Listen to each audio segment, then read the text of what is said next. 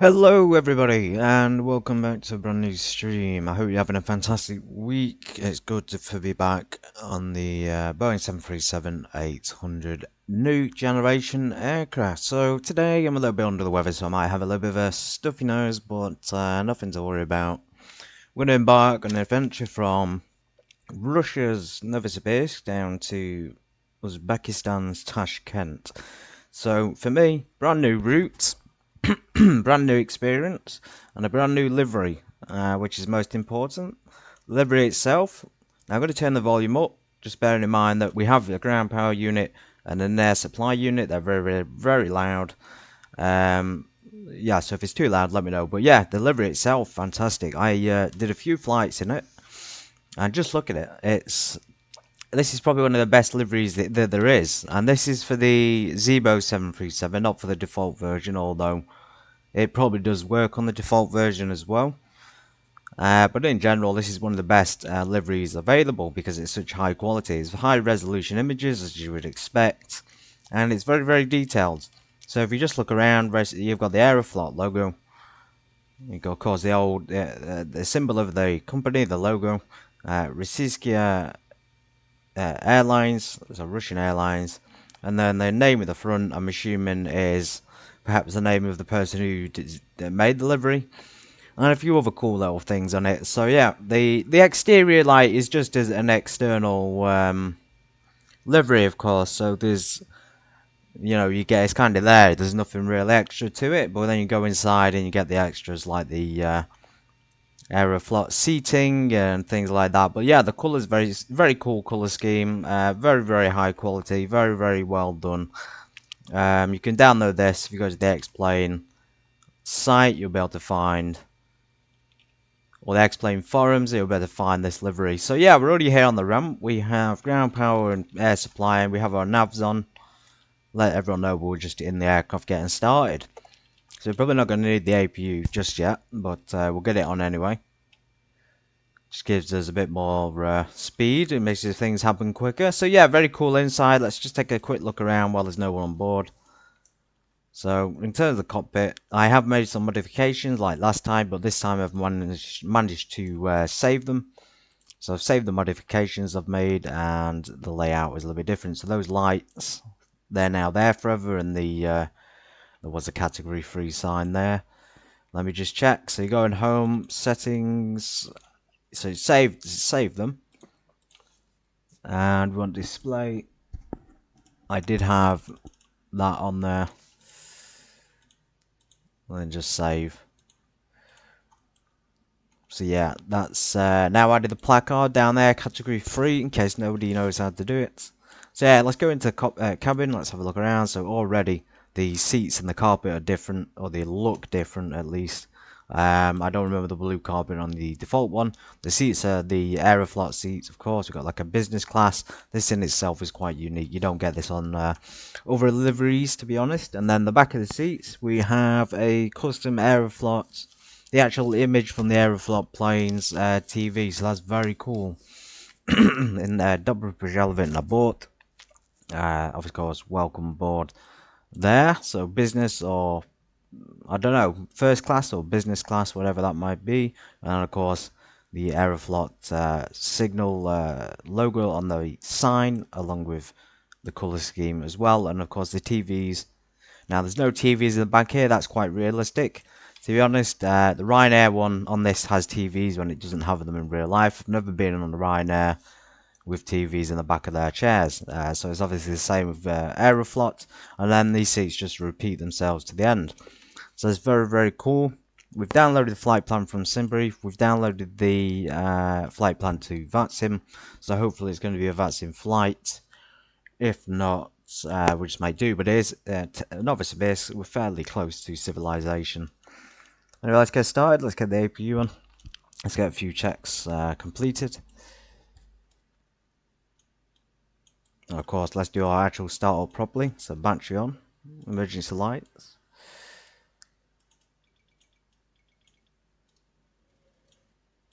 Now they work immediately because we've got the ground power on, and the ground power is charged up the battery. It's giving the battery enough power basically so we can do those things.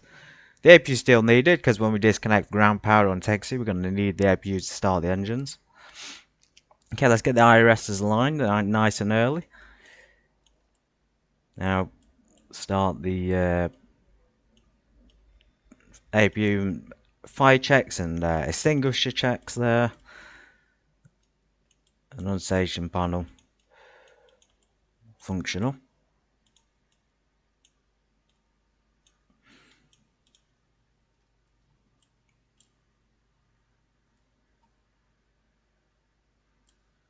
Very cool. Okay, that's a pass. Transponder is still at 7,000. That's absolutely fine. It's quite a bright day. We're still going to turn the lights up.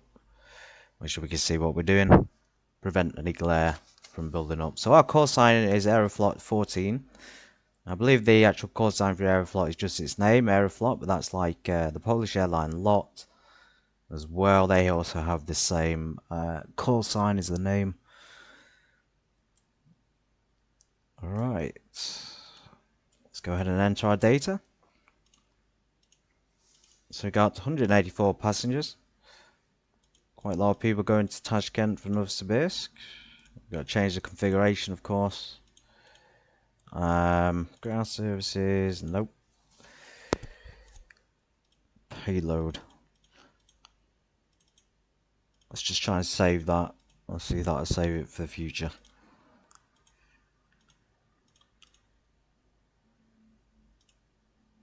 Come on. So yeah, welcome in. Usual stream today. It's a Monday, and then we're doing another special flight on Wednesday. Actually, I'm looking forward to it. 4,590 on the cargo, and so this is a bit of a pain. It's still not saved the kg setting. I have been switching it to kg on the menu in here. If you go in here and go on display, there is a kg option. I gotta remember where it is, of course, but in general, it's not been saving it.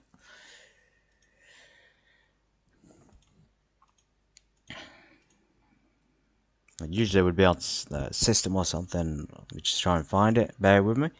Not in any rush. There we go. So kg. Let's save that. So see, cargo's changed now. So 4590. And then fuel 10,000. It's quite a lot actually. 10,216. Activate that. We're going to go ahead and call the fuel truck. It says restart explain, but I will wait till the flight is complete before I do that. In the meantime, let's get the APU connected and disconnect ground power. We have very little fuel left. Oh, actually, no, we don't. I thought we had less than that. That's not much fuel still. That's only about 4,000 kg. That'll last 10 minutes at the most. Let's get all the probes on. So window heat, nice and early. Pitot heat. It's quite warm as well. So we'll crank the yaw damper on and the heat of the cabin down to an acceptable temperature. Saying it's about 28 degrees outside. Just take it one more look. The GSU is kind of annoying. Let's get rid of it. So ground services, let's remove ASU. We can remove GPU now, so let's remove that. Much better, much quieter, and the doors open in preparation for the passengers, so it'll probably be hopefully a jetway once we switch the lights on. There he is, just refueling us. So estimated flight time today is quite long, we're on a long 3-hour flight. That's total time. Welcome in. Yes, we're all ready today, ready for that Monday long flight, and you'll be glad to know that on Wednesday it's going to be a very, very special flight. We're going to be using a brand new aircraft, an absolutely massive aircraft, just to give you a hint. But today we're making do with a brand new livery on the 737 Zebra mod, and I have to say, I repeat myself, it is very, very good. This is only one of two that you get.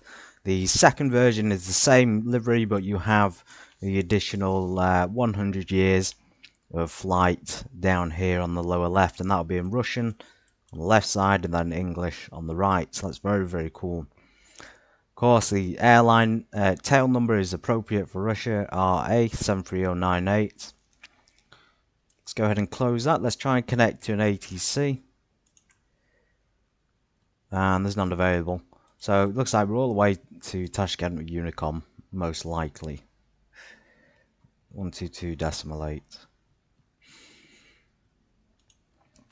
I have to say I've been doing a lot of flights in the Zebo mod myself and other planes, and I've just been, you know, taking my time to try and learn things a little bit better, trying to understand the system.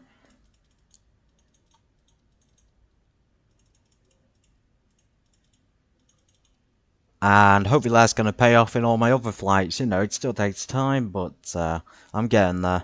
I'm getting there. So what are we waiting for? We don't want, so you don't want to load the passengers while cleaning and catering services are loading. I'd say wait till that's done, just to make it a bit more realistic. Not to mention we still got the IRS for 3 minutes. You can just mess around with a few other things. Like at this important point, we'd probably file the flight plan with ATC. And we'd probably ask for our clearance.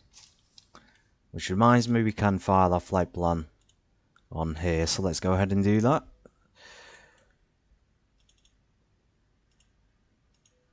I don't know how to do flight plan requests, so I've just been doing it from the menu. On the nav data and then flight plans. There we go. So today, 14 flight number and a solid no standard procedures. So there's no standard instrument departure, I don't think. I think we're making do with direct warpers, which is a little bit of a pain from runway, what runway is it giving us? 25. So it's giving us the right runway, but there's no SID departure on this one. And the arrival, Doda 1 X-ray. To runway 26 right. It's giving us the arrival. Let's just enter that.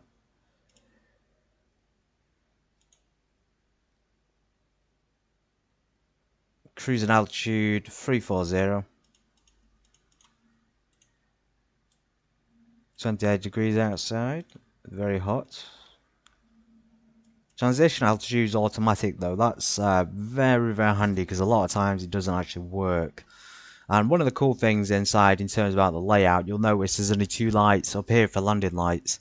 That is specific to the actual airline itself. That's not specific to the aircraft. So depending on what livery you have, the actual aircraft interior will be laid out differently.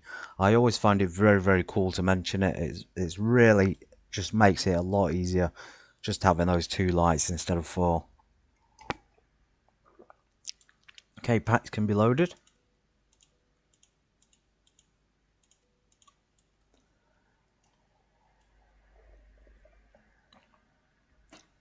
Let's hope the jetway's connecting, is it? No?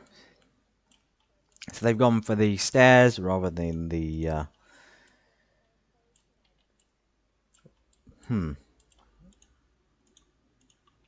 was just going to say they've gone for the stairs rather than the jetway, probably because we're not parked.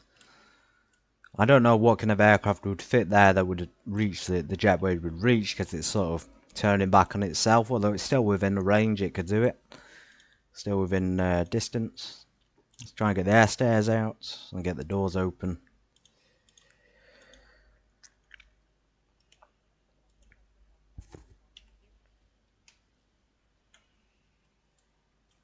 Okay, so we have an issue there with the door not open, the stairs not deploying.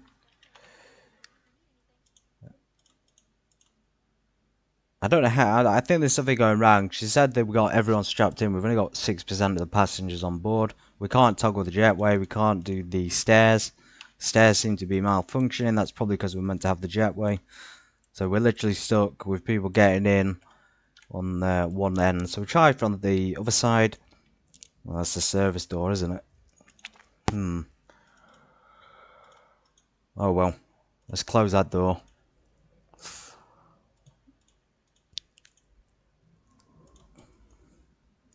IRS alignment, fantastic.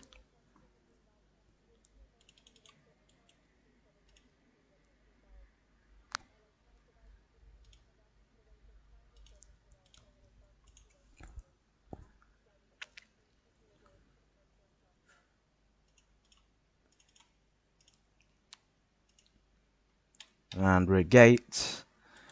Forgive the camera angle, I'm going to have to change it. I always seem to spawn at the terminal and there's no taxiways or numbers at this airport like usual. Very, very handy, I suppose, if you're a bad pilot. Right, routes, that's all sorted. Initialization, let's enter our 0 fuel weights. Cost index, 64. Reserves, how much we got on board? So we got yeah, some fuel on board there, then 10.2.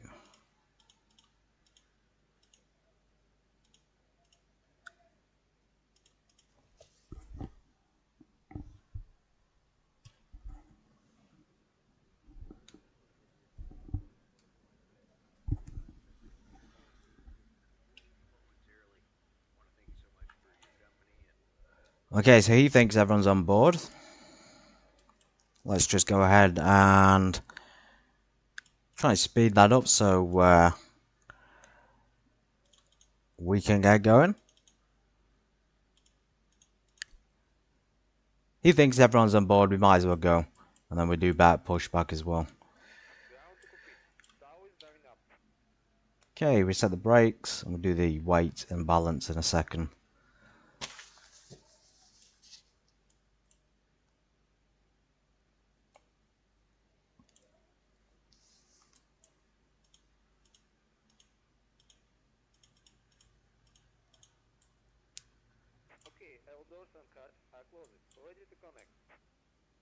Yep, all doors are shut. He's connecting to the aircraft and will give us a pushback in a moment. Let's get our beacons on.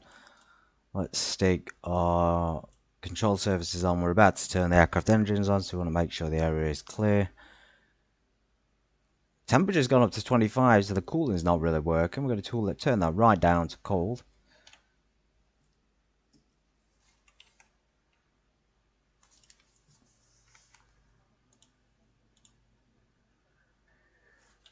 I'm so sorry as well. I just realised there's no sound on the audio. I turned it down because of the GPU and the GSU. The control units. Should be a bit better now. Hopefully.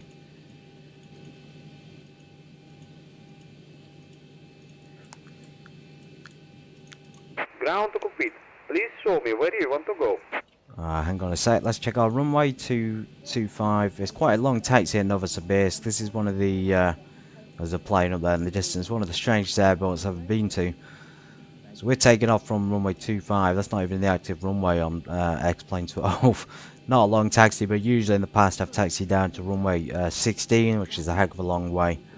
Runway 25. So maybe push back to the right. Let's go ahead and Ground do to that. complete. Please show me where you want to go. Tower connection bypass pin inserted. Release parking brake. Tuned into the ATC 122.8. Start and push back, and you may start engine. Thank you very much. Let's get that started then. No ATC available. We're going to have to stick with making our announcements over the radio ourselves. So engine 1, am I forgetting something? Maybe bleed air is on, fuel pumps are on.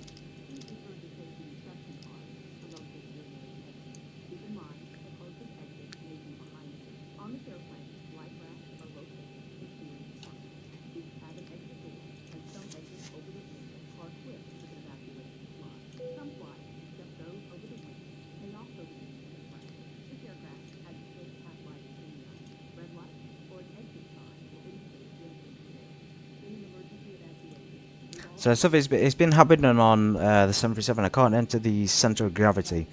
Now I noticed it last night. I don't know if that's a configuration issue or something else.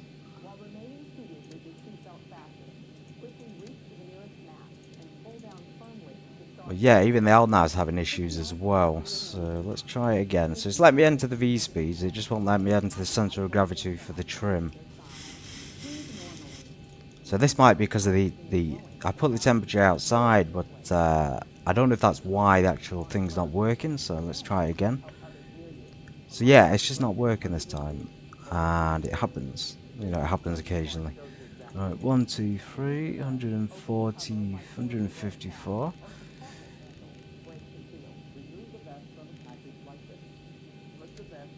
Let's try and figure out what's going on with the lateral navigation.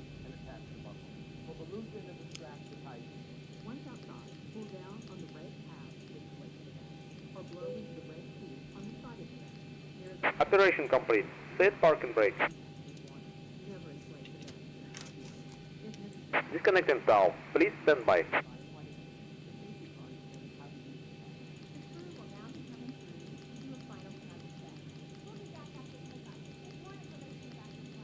Okay, I'm just double checking through the flight plan, make sure there's no brakes. Okay, no brakes. Is it gonna work? Still won't work on the LNAV. I suspect it might be because the first waypoint is not really registerable on the thing. He's disconnecting. We've not got any engine start yet though, which is surprising. Am I doing something wrong here?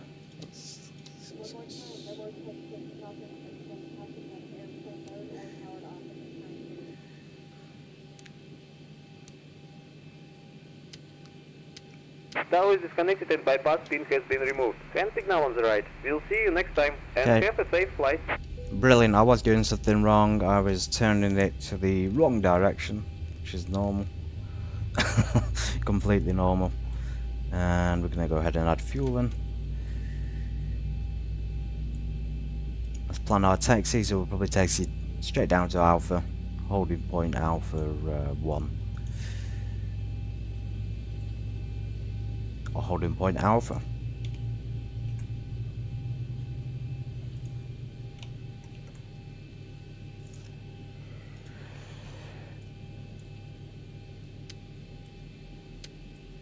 Cabin ready.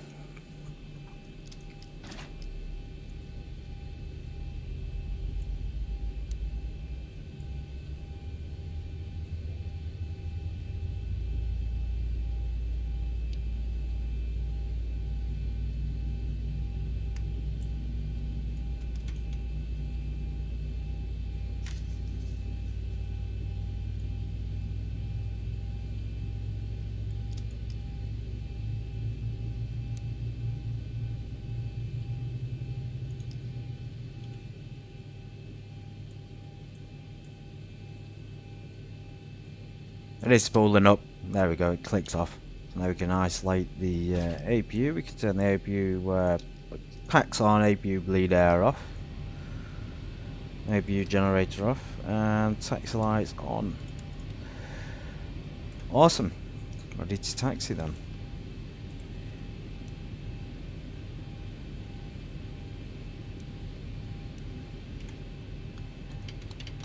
Flaps 5. Yeah, so the central gravity thing may be specific to this model, livery. Although I have done it before with no issues. I'm going to try one more time to do it. Let's turn the takeoff thing down, and center of gravity still not working. That is bizarre. So we should get the center of gravity, and then it should give us a trim estimation. I'm just going to guess. That's a little bit annoying. Didn't have any issues offline. Let's get going anyway. Time to depart.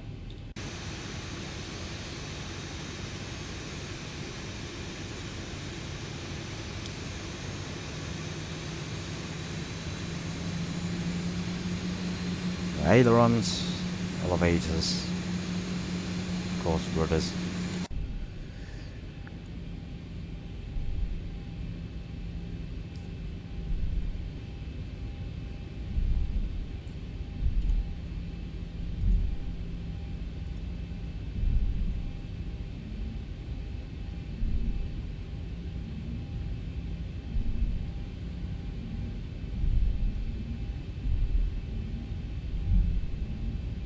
Okay, so I don't think. So I'm just looking at the taxiway there. I don't think we can go. I was going to say, I don't think we can take Bravo. Turn around, we're going to have to take Alpha. I've made a mistake, so we just turn back.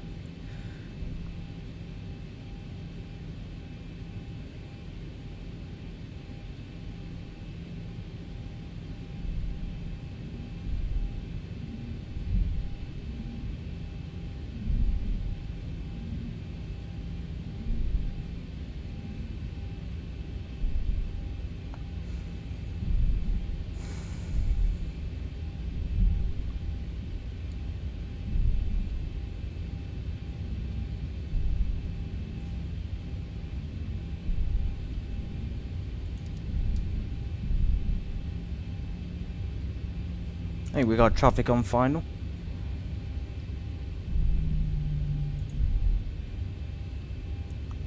Yep. Let's go ahead and give them a call so they know we're taxiing. Aeroflot 14, Novosibirsk traffic, taxiing to runway 25 via Alpha. This will be cool. We got to see a landing. Let's try and get there quickly so we can watch it. Amazing, they don't give call outs and they think nobody's there. Okay, he's coming in nice and fast.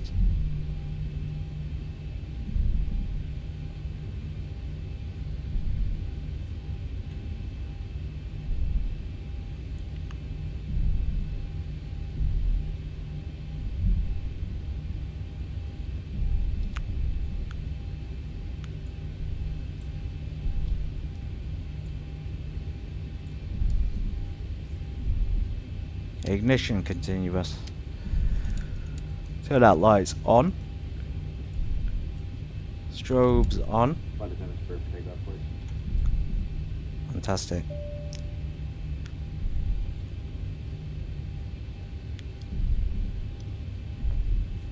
Now since we're giving a call out, he should give us a call as well to let us know he's on final, otherwise we're going to go straight onto the runway.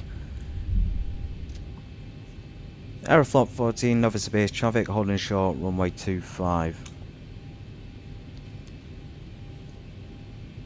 No call outs whatsoever there by whoever's in that aircraft. Appalling really, isn't it? We could have been on, could have just taxied onto the runway there, we could have had a collision. We are on Unicom as well. 122.8. Let's line up. Novosibirsk traffic, Aeroflot 14 lining up, runway 25.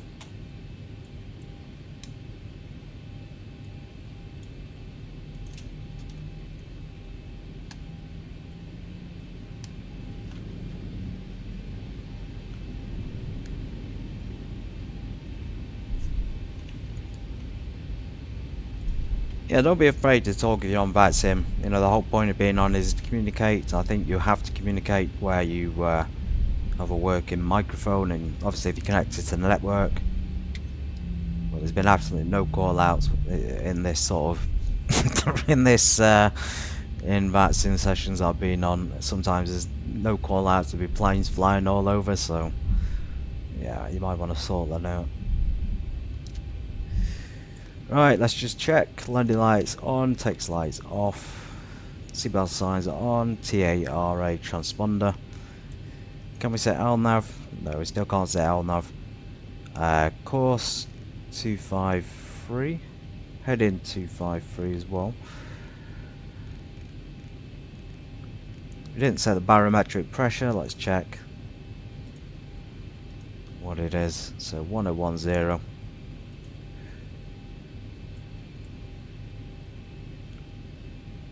There we go. And you'll notice I've got them synced, so I've synced them so there's no need to manually input them. Novosibirsk traffic, Aeroflot 14 departing runway 25. Let's get going.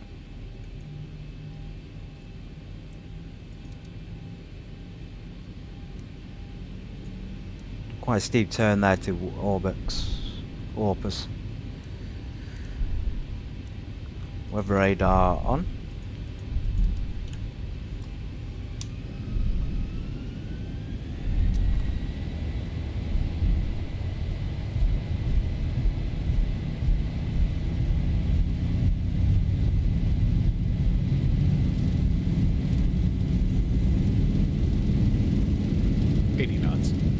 Check.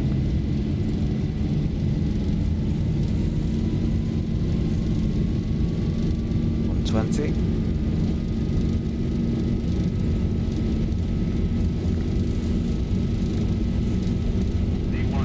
V1. Rotate.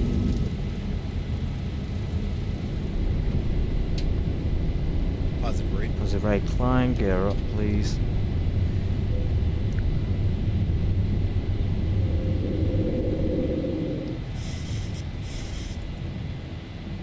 The immediate turn there. 400. To the west. 400 feet. So Novosibirsk really is an isolated airport, and the town and city itself is just in the middle of nowhere. Okay, flaps 1. Brakes off.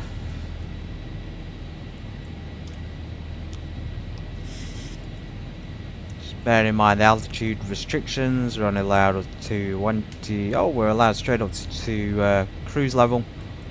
For some reason that's not put to 4,000 in, so it's not put 34,000 in. Thought it would if I did it on the FMC.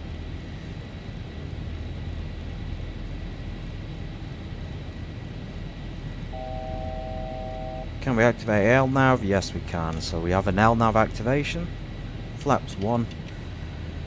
Flap 0. Continue at 230 knots.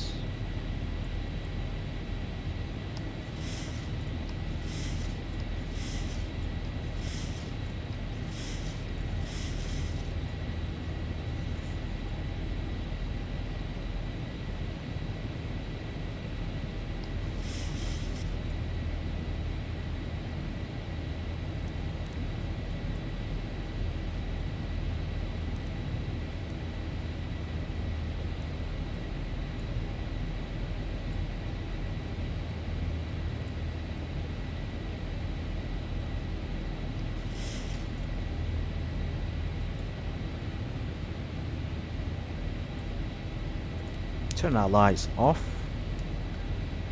Transition level. Standard pressure set. Gear neutral. And the lights off. We've done it a lot earlier than we should. 10,000 feet is about the height where you would neutralize the gear and turn the landing lights off. We're going to turn the ignition off as well. And we're going to set the autopilot. There we go.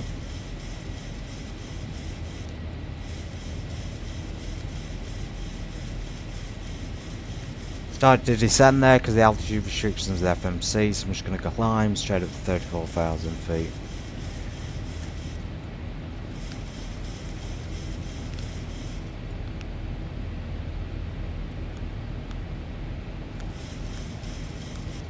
Then again, it says 21,000 feet, so it shouldn't be descending. I suppose it's just the autopilot and X-plane, isn't it? It doesn't really function properly.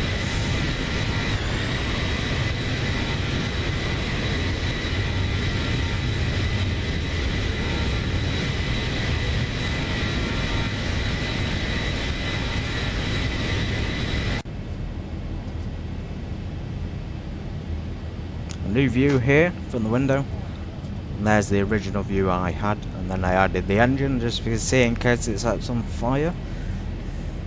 Cool looking wing, cool looking plane. Straight up to cruise level 340. Really disappointed in that other pilot, can't stress that enough. I'm going to step away until we get to climb, and then I'll return, so I'll be back shortly. Hopefully there's no ATC on.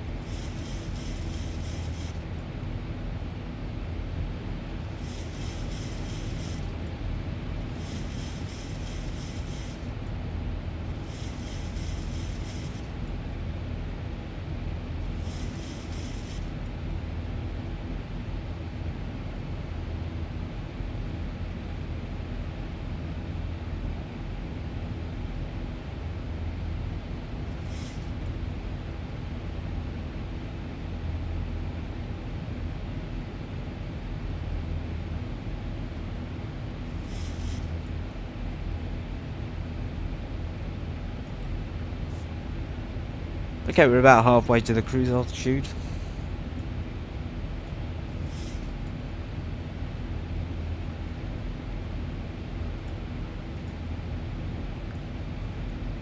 Very quick climb in this, compared to something like a 777.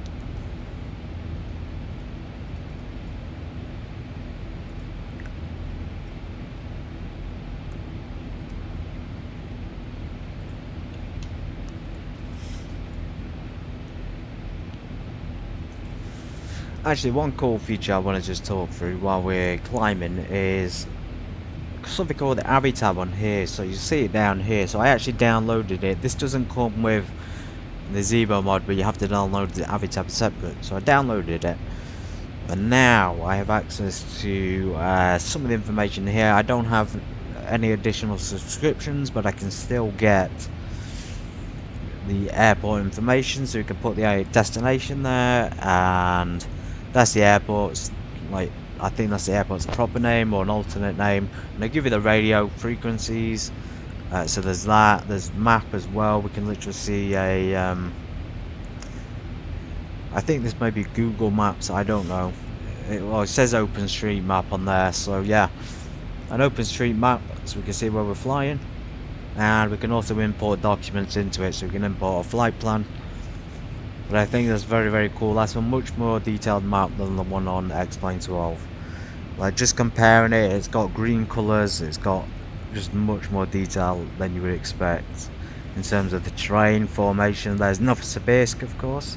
Now if we zoom out, you should be able to find, well, there's Astana. I don't know if the red stuff is like weather. I think there might be a weather thing going on. Well, obviously the hot stuff is red and orange, and cool stuff is green, although, yeah, I think that's probably right, like a weather map. Anyway, it's got all the places. So there's Astana, Tashkent, or Tashkent is down there.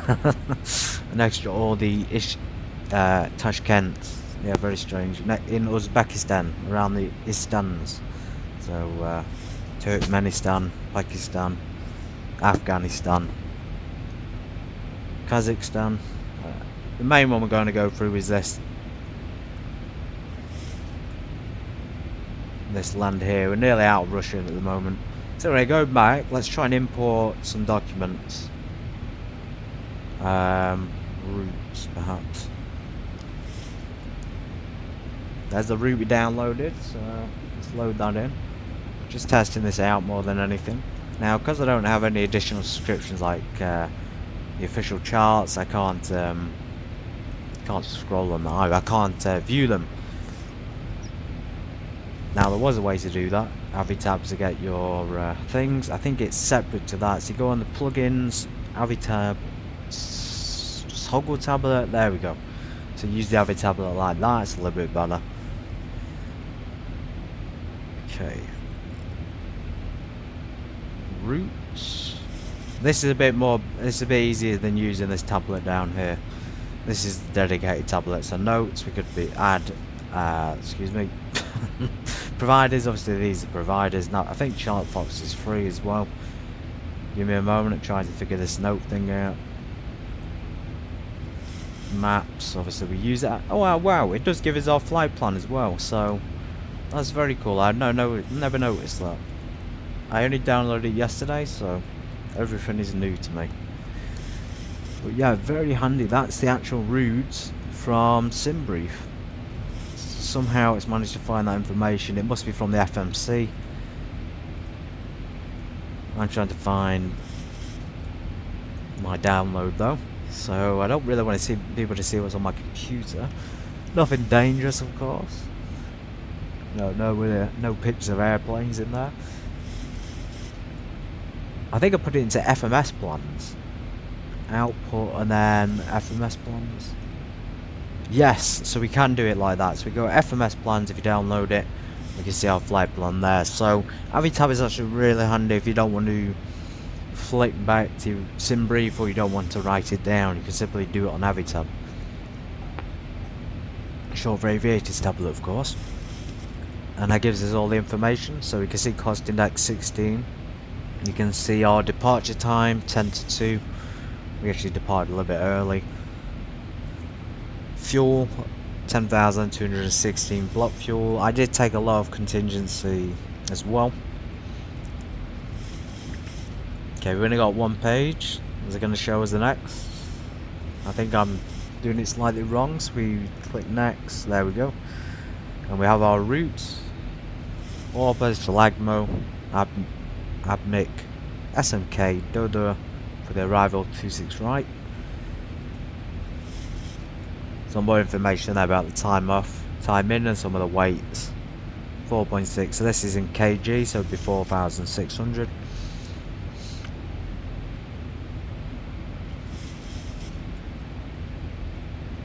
All the information's on there. Just the actual positioning.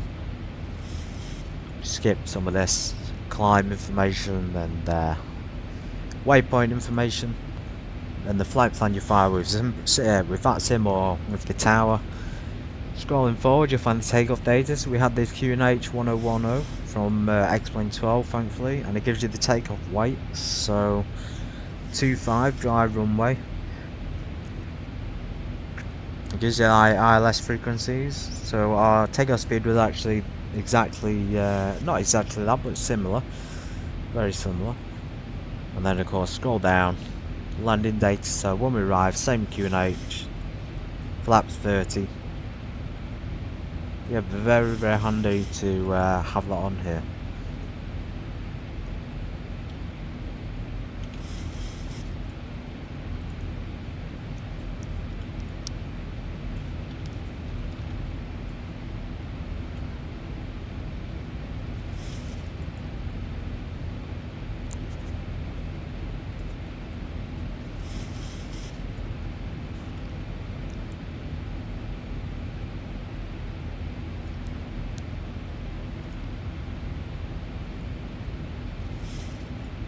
And some aircraft you would have a navigation radio in the FMC.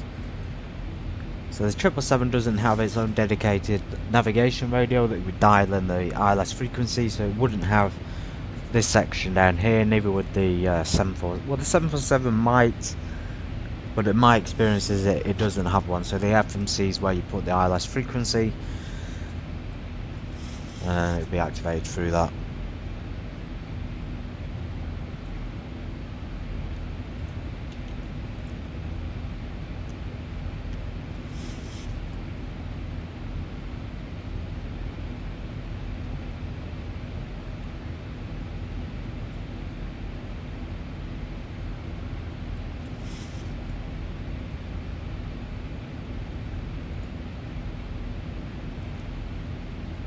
Okay, so that plane that landed that didn't communicate on the Unicom, not only did they not communicate, they didn't have any flight plan filed whatsoever, so they are, you know, I don't want to be rude to them, but they are breaking the rules, and a lot of people follow them, just making the experience a little bit unpleasant when you've got to deal with them kind of people.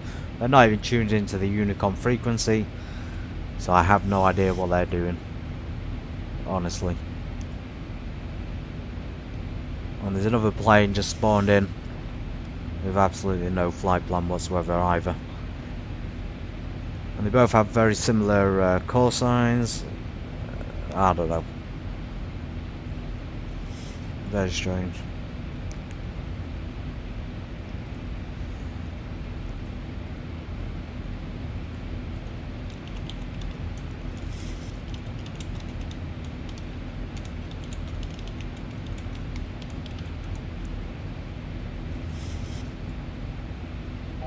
To go.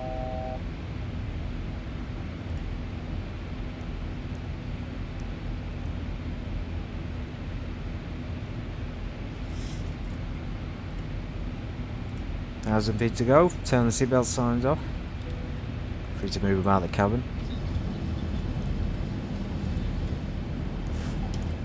One thing we are going to do actually is we're going to add passengers. Visual effects, passengers on. And we're going to save that as well.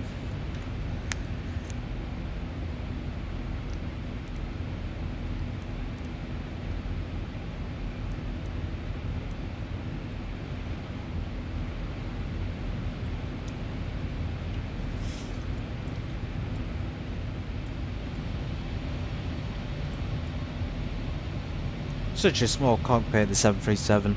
I mean, obviously it's bigger than something like a Cessna, but in general it's absolutely tiny. There's barely any room. When you sat in the actual seat, when you sat here, it looks like there's tons of room. Now there isn't that much room. there's room around the legs and things, but in general you're quite packed in here, tightly packed in. And it's only when you stood at the door that you can actually see how small it is.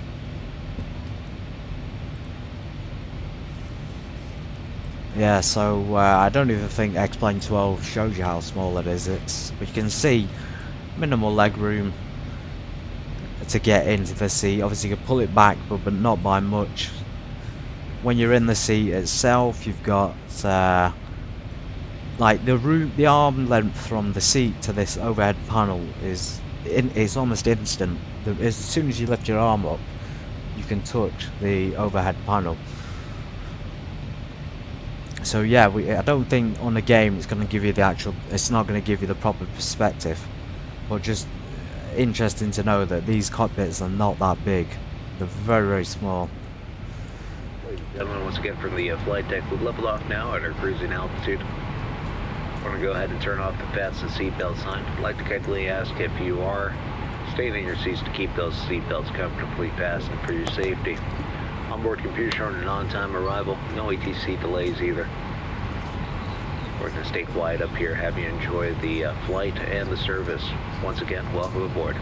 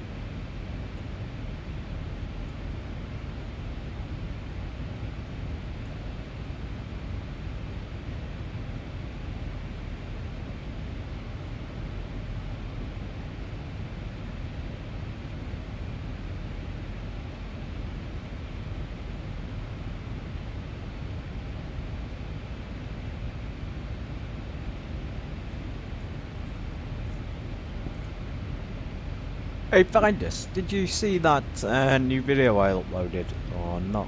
The emergency landing and the not the emergency landing, excuse me, the Boeing 747 Russia Airlines landing into St. Petersburg. It just got loaded today. I just wondered if you'd seen it or not.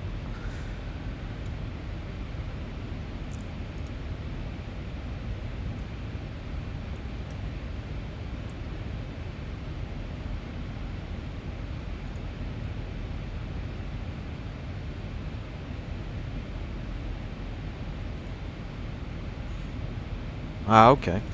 I'm a bit unsure because I uploaded it and I was a bit confused why there was no views on it at all. Well, there was a few, but not much. So it's appeared now. It's saying it's on there. It's a 59-second clip. I just wondered if you. The reason I was asking is, obviously, do you like that kind of plane? Do you like the Boeing 747? Do you like? Have you ever seen Russia Airlines in life? They have they actually own a 747, so I thought it was quite cool to use it. Now, I don't want to give anything away, but I think you're the only person who's making the effort to come and watch these streams, so I might as well tell you. I'm going to do a flight in the Russia Airlines Boeing 747, probably from somewhere like Moscow, and we'll fly a long-haul flight to I don't know, somewhere interesting. I did actually look online. You gave me this suggestion last time about Mallorca. They've just announced that they're going to return to Mallorca with 747s, which I found really interesting.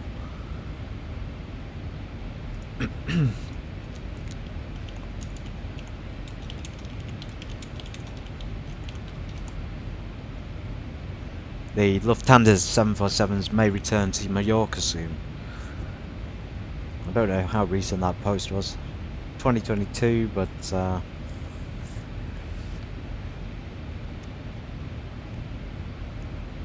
who knows?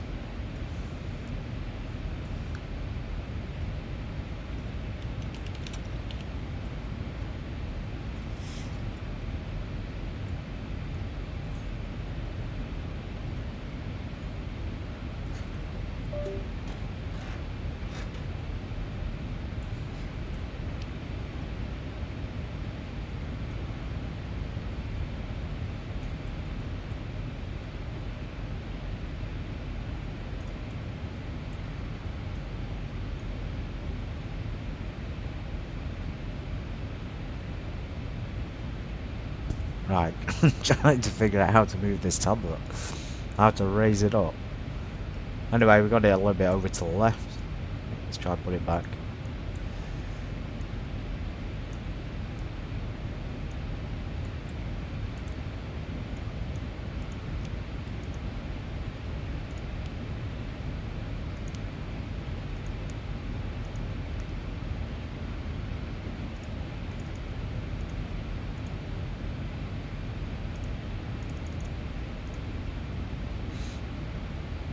So it's giving us the same route. If we put the route into Route Wizard, it's the exact same route from SimBrief.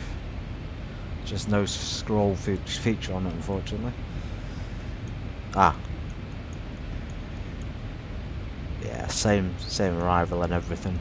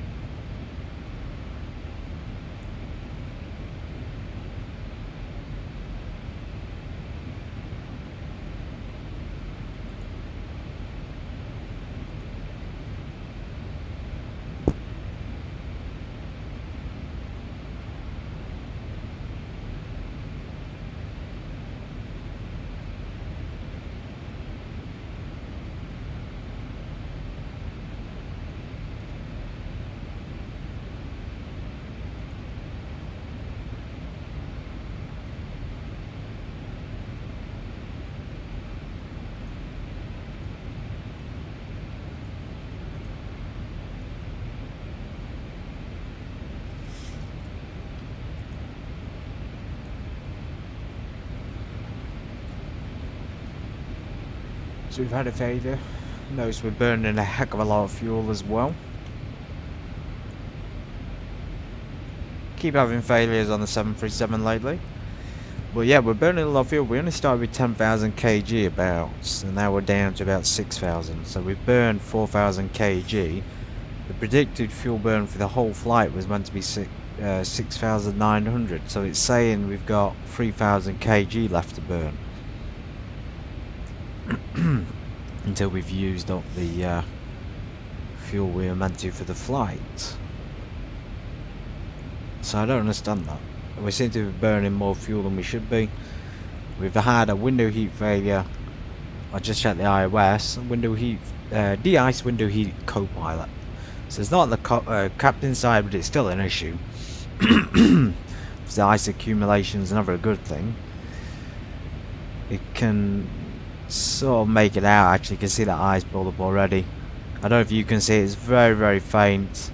The captain's side looks relatively is clear, and then you move over to co-pilot and you can see all the ice formation. So you may even see like white speckles around the edges if it gets any worse.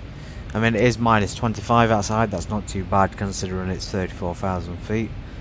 Usually expect it to be about 47, minus 47, but yeah. So I put crossfeed on just to help balance that fuel out. It might help reduce the burn. The crossfeed is, you know, you can have it on in flight, there's no problems with that. It'll just transfer the fuel. Fuel will flow freely basically from every single tank, centre, right and left. In terms of the window heat, there's not much you can do. I mean, we did not have any warnings, we didn't have any indications on the screen there that it had failed. I mean, it'd be good if we had an overheat. At least that way it would be working. I'm going to leave it on for now, even though it's failed and there's no way to tell. Other than there's a little bit of ice build-up, but there's still no proper indication about it. We turn the cabin temperature down to about 18 degrees inside. Forward and back.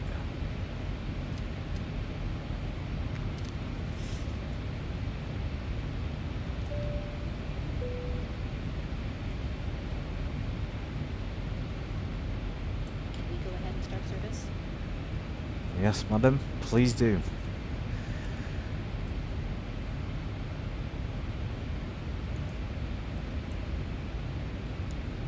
Well, we have to make do without the anti-ice on the co-pilot side.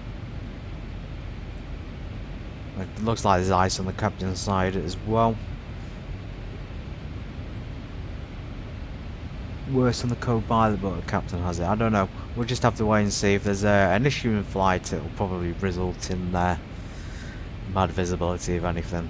Nothing too serious.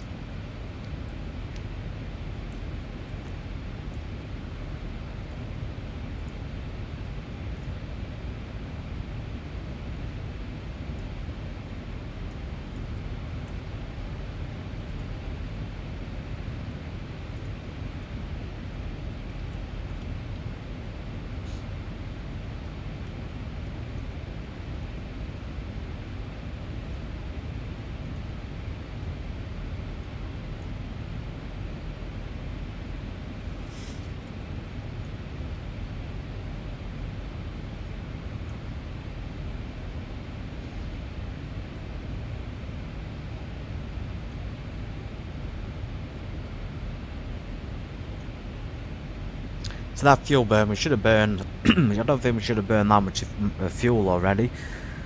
We're not even halfway there. I'd say if we were around this point it'd be more realistic. But 6,000 kg for the entirety of this, or 7,000 kg for the entirety of the flight. Well, that gives us 3,000 extra anyway. About 3 tons of reserves. I was just checking the reserves over here. So we'll enter 3 if we can.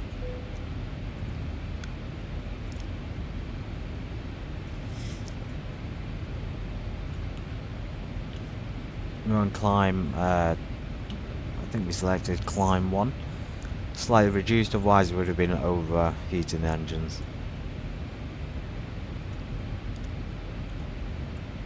So there's the optimal flight level, 36,000 and maximum 37,900, but we've gone for 34,000. Just keeping it nice and economical, I suppose. Although that's not entirely true. Optimal level would be most economical, so we might actually be able to climb a little bit. 1.7 left when we arrive. It's low, very low. So 1.7 ton, 1,700 kg. We can check engine out stats as well. Let's check the descent. Gives you all the information. Cruise altitude is not in the climb section, but that's fine. We've got a hold pattern. No, we haven't. We should have a hold pattern in there somewhere.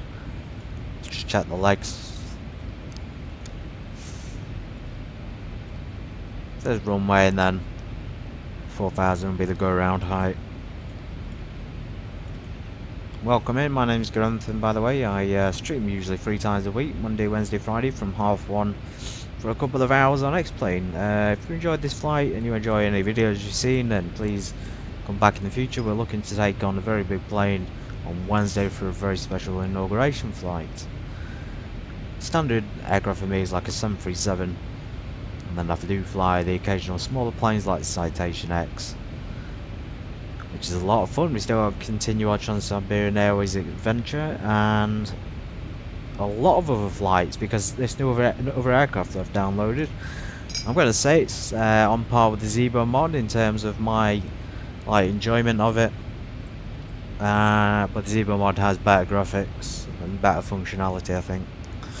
Still fantastic aircraft, this 737, one of the best planes ever made. The Zebo mod completely blows the default X-Plane 12 737 out of the water, and it's also free to use.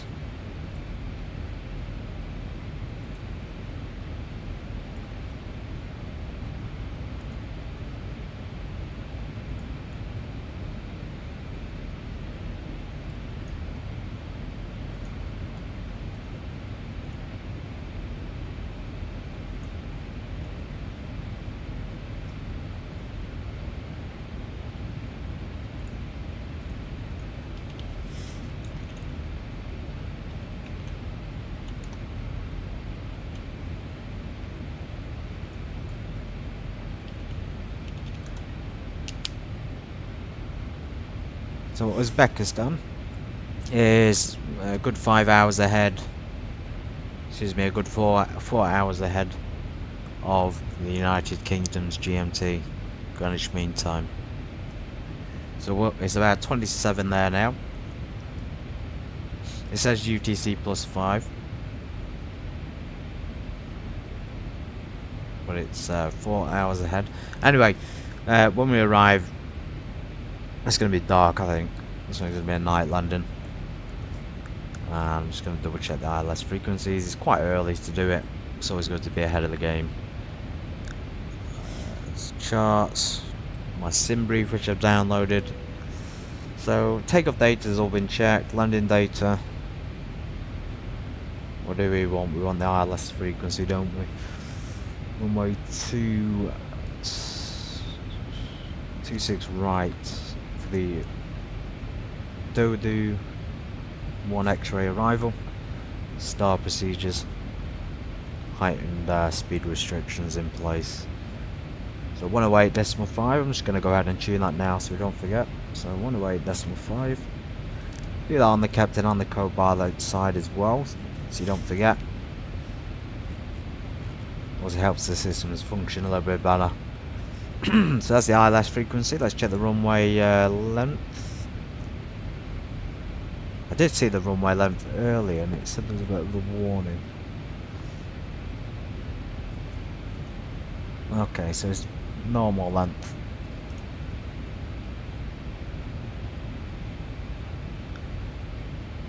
Outside air temperature 27. Yeah, there's the length for that anyway. If you're wondering, it's 12,000 feet. more than enough room. End takeoff and landing data. Now you can't keep scrolling through. There's a Lido, obviously weather service for NOTAMs. Gives you all the information about like birds in the vicinity, or you know, even taxiways closed can be after this section. So departure airport give you the information for anything being wrong or worthy of mentioning. Let's zoom out.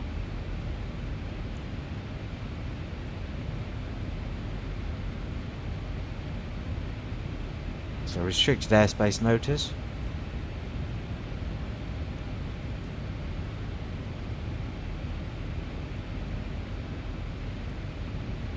As long as there's nothing standing out that's too major. I mean, some of this is important. This is all closed airspace, of course. The route we're doing today is not... well, it probably would exist in real life, but it wouldn't exist by any other airlines other than Aeroflot or even Russia Airlines.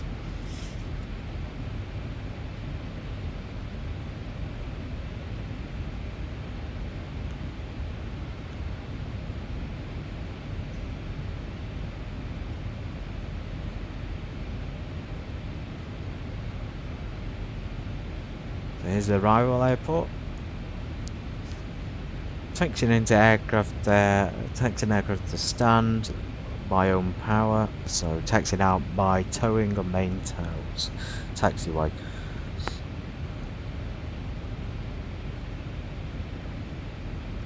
So these are important informations to know. So stand C21 is used for taxiing aircraft only, and taxiing in and out aircraft via stand follow me car. So we don't have a follow me car on this. I don't think we'll be using that stand anyway. Of course, more information there about taxiways and things.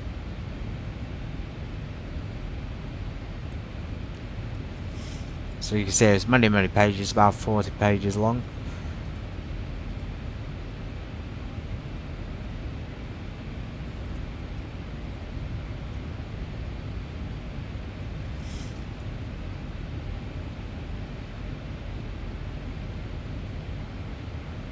Okay, so it's saying signals may be unreliable in your standard areas and Almaty. Aircrew has to inform NHC of any interference detected.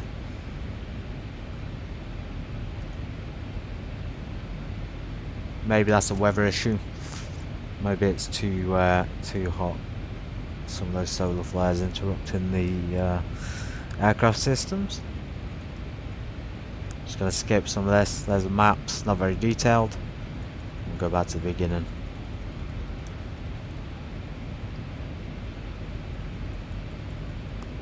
There we go. You see the fuel, I just go through the fuel on this. So the burn is 7,150, gives about 3 tons of spare on board. Time, that's just how much time is going to the fuel will last, and of course I'm trying to find the estimated time of arrival. It says there 10 to 5, so not quite a while yet. I'm going to step away, let you enjoy the flying piece.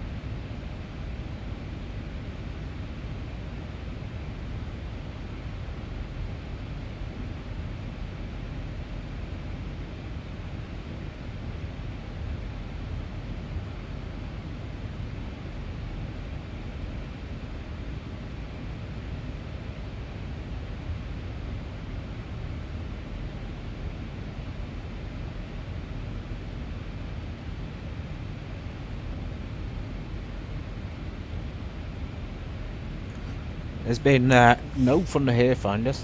Just lovely and hot weather. It has been quite moist though in the air. A lot of humidity.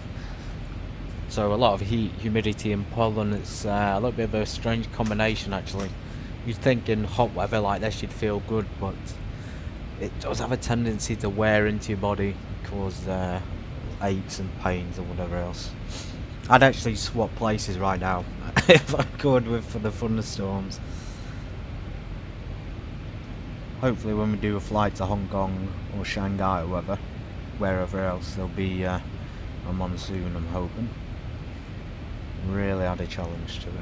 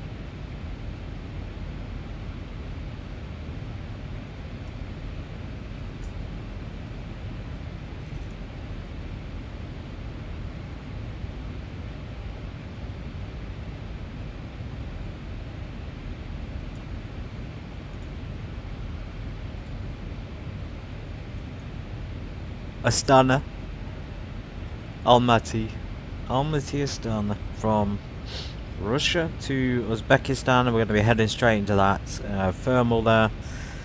You can see we got hot and cold thermals. A little bit concerning. This is going to be very, very turbulent. I hope we can divert around it. It's even coming up on the radar, so well, we can obviously see the clouds in front. In a situation like this, like given we've got quite a distance to get there, it might be worth sticking the seatbelt signs on. So it's showing us skimming the edge of the red stuff, but not the blue stuff. And of course, we're over to the right there, really bad at the moment.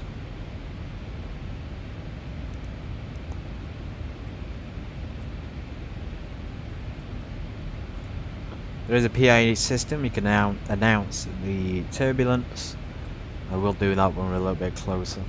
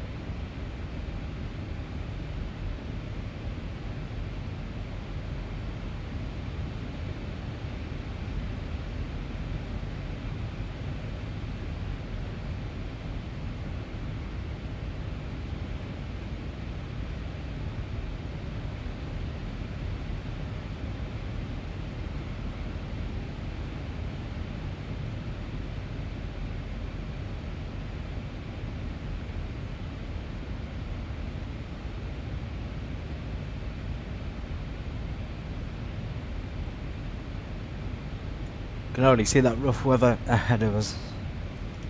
You notice the clouds there changing shape, changing the way they appear in the sky. This is it. This is this rough weather that's appearing on the radar.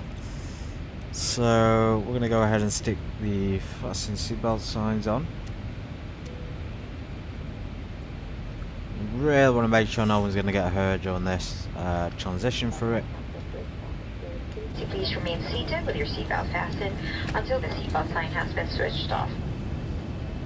Cabin giving an announcement there, just let them know safety is our priority at Aeroflot Virtual.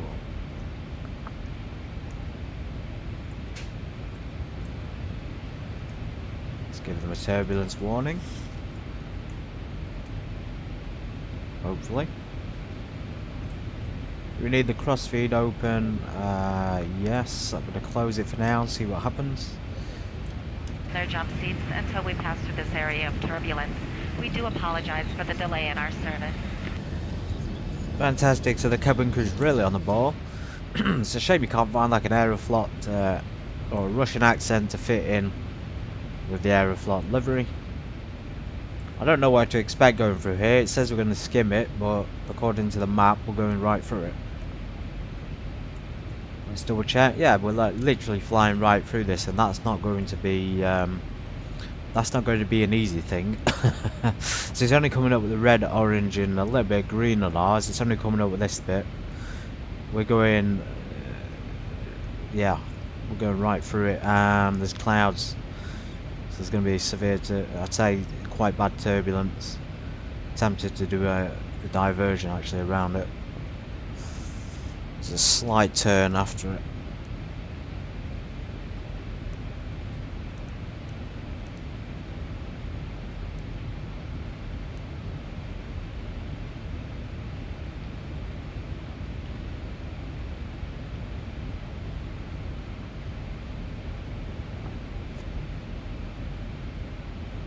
Murmansk. I don't know. I haven't checked.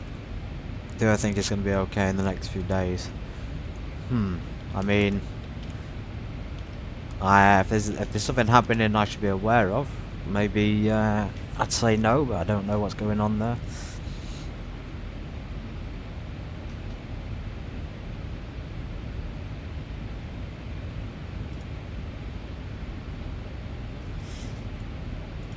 Murmansk is right in the north of Russia, one of the most isolated regions, closer to the Scandinavians than I am.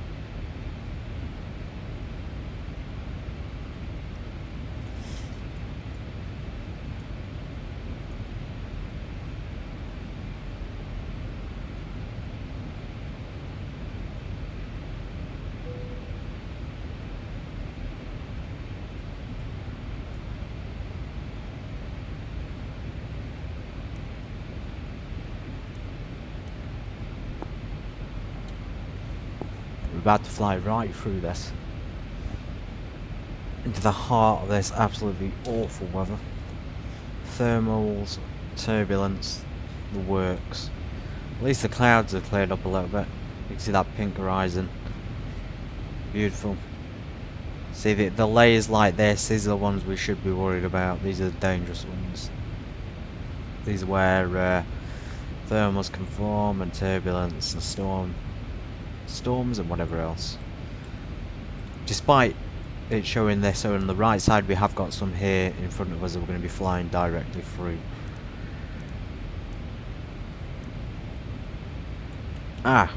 Just while we're flying, just to keep you all distracted from the weather, we have a cell call number in this aircraft, courtesy of the Aeroflot livery. It even says Aeroflot down there. So if we're flying overseas to somewhere overseas that's a long way, we might need the cell call number, and this is the one we give it to ATC. Very cool. Made by Hoff.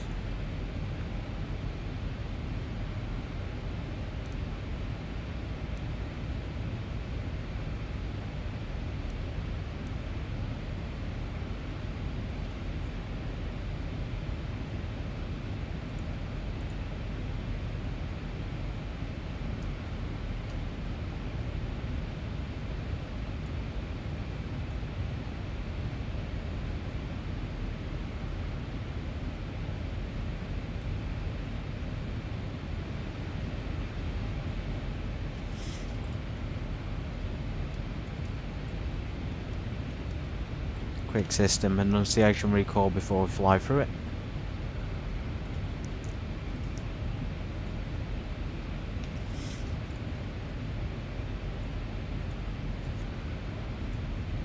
Bear in mind we have got de-icing failure on the window heat of the co-pilot. So far there's been a small amount of accumulation. Visibility is generally very good though out of the windows.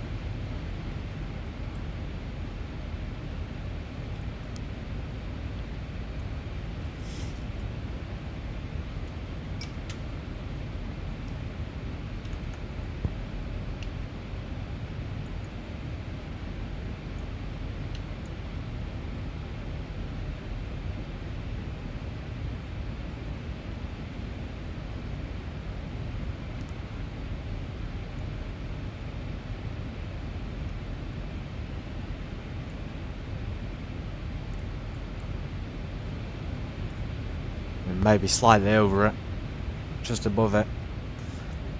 That's possibly why it's not showed up.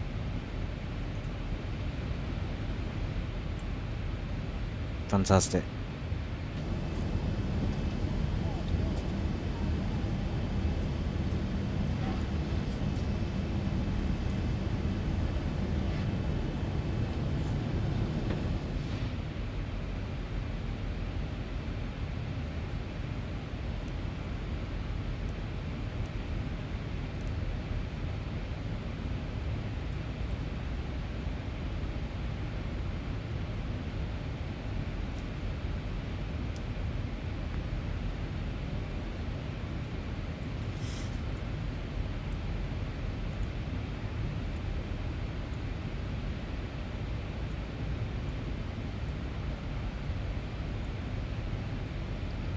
I think we've skimmed the top of this bad weather down here. That's a relief.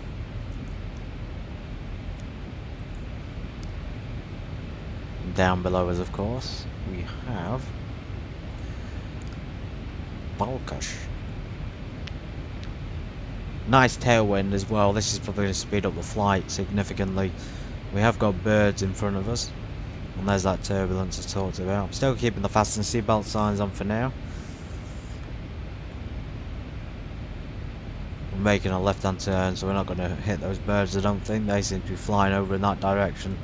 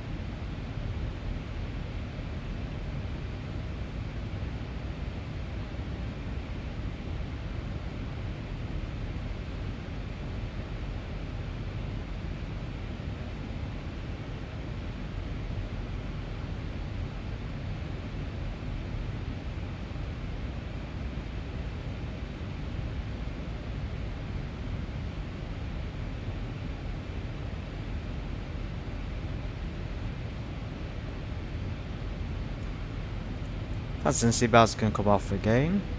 And we're going to start the plan for our arrival. System recall. We're over halfway through. Passed through that bit. We're passing through this rough territory at the moment. We're going to check the map just to check our location. Routes, I think it is. No map, obviously. To Novosibirsk, it doesn't seem that far away on the map, but we are well over halfway there. As you can see, we're almost a third of the way. Sorry, 3/4 of the way there. The Astana is looking beautiful. Tashkent, Bishkek, Dushanbe, all those other places in the Russian languages. Of course, move further east. We're down here. This is China. And up north from Mongolia. All the places in the world. So yeah, we're descending. We're probably going to be descending momentarily. Let's check the FMC. FMC. So we're not descending just yet. I thought we might be descending already. So the map might be a little bit misleading then. That doesn't seem that far away. Maybe I'm over jumping the gun a little bit. Could we descend around here possibly? Saying we don't descend to a bunker. Yeah, quite a while. Yeah, my mistake. Let's continue. Turn those lights down, protect our eyeballs for the night time.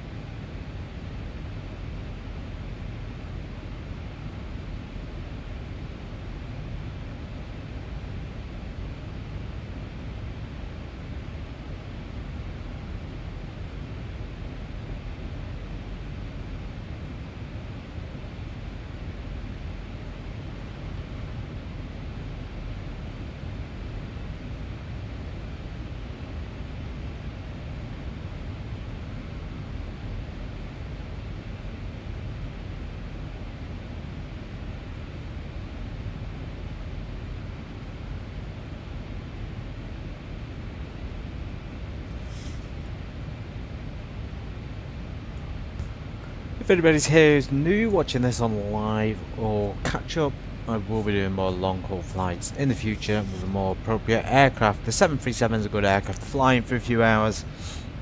You know, I'd expect it to go for 5 or 6 hours, the absolute most. And even that's a stretch.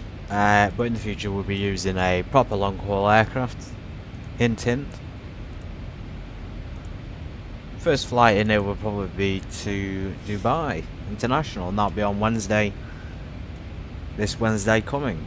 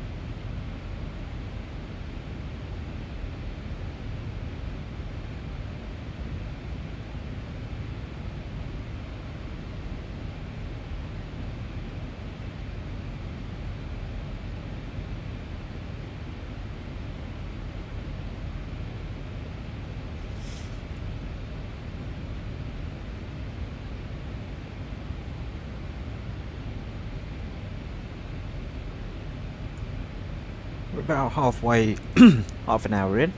Half an hour to the airport, maybe 20 minutes. So we're going to plan for our descent nice and early.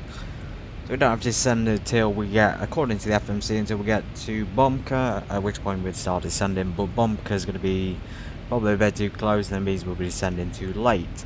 So the descent's not way till down there, so we're going to start descending nice and early. I don't think there's any terrain that we should be aware of, so we're going to do a few checks and get descending. Not very fast, we'll do a very slow descent down to 9,000 feet. 9,000 feet is, as you can see, at Dodo, which is the arrival procedure. You're on arrival, you can see got Dodo or Dodo 1 X-ray arrival from runway 26 right. So yeah, nice and early. And we're gonna do a. So it's a little bit of a pain. If you click flight level change, it'll just maintain the same speed. Let's try the level change and see how much it descends. It may be too much. Let's put the seatbelt signs on. Not too bad. Not too bad at all. We want to be descending less than 2,000 feet a minute. So we've already exceeded that. So the reason is it's pulling those throttles back to idle. Okay, speed's building up, so hopefully it's going to pitch up a little bit. Speeds can be changed now.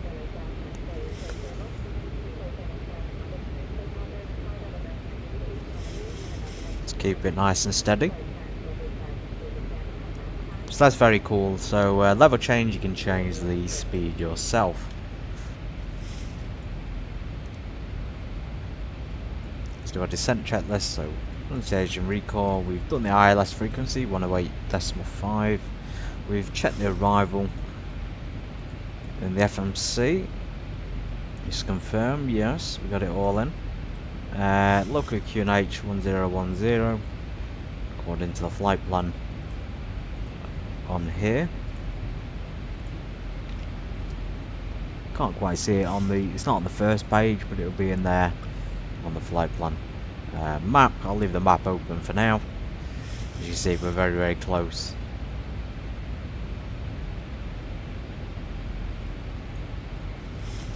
Doesn't seem to be, there's a few mountains there, but I don't think we're going to be coming into contact with them. Once we're over this range, we'll be clear down to Tashkent. Still descending about 3,000 feet a minute. Let's slow down a little bit more.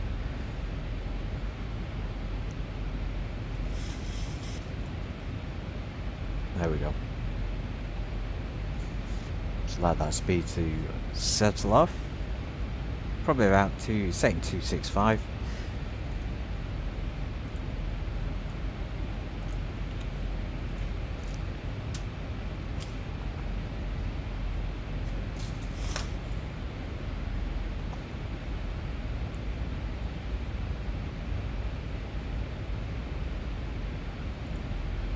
I'm going to check the map though.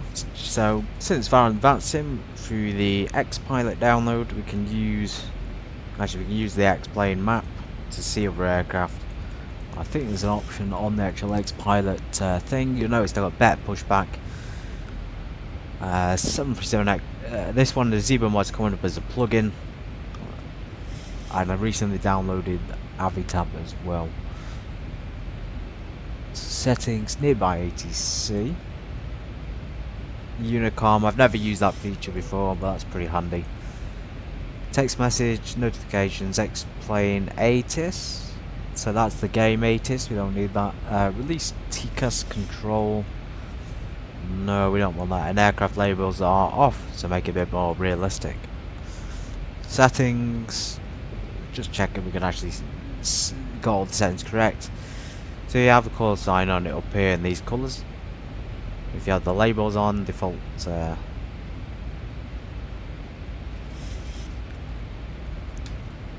Okay, so if there's no model, it'll be coming up as an A320. That's very handy. You can configure the sound. contrails. I didn't realise you can configure contrails. A bit more advanced stuff there. If you want to try and edit that. That's it, we're descending down about 2,800 feet. Trying to do it so we don't descend below more than 2,000 feet a minute. So we're still quite early at the moment. We're going down to 9,000 feet. So it is dark as I expected. We're going to go in with full lights off. So cabin's ready. Nice and early. Anti-ice is on. We did have a window failure on the co-pilot side in terms of the heat. Can't really see much ice accumulation on it though. The most obvious thing to do in that situation would be to turn the window heat off if it's not working, but I've left it on so far just to see if it makes a difference. Maybe it'll kick back into life. Check all the other systems. Check landing altitude in a second. Tashkent. I wonder if it says it on the Avi tab. So airport. So it's given us elevation there. It has given us elevation 1,400 feet. So that's quite a lot. It's quite high up airport. And of course ILS frequencies, we've already programmed that in from the flight plan. Weather, so it's given us a QNH down there as well. So Avitab, I really highly recommend it. So you can view your flight plans, and if you've got maps, you can view them on that as well.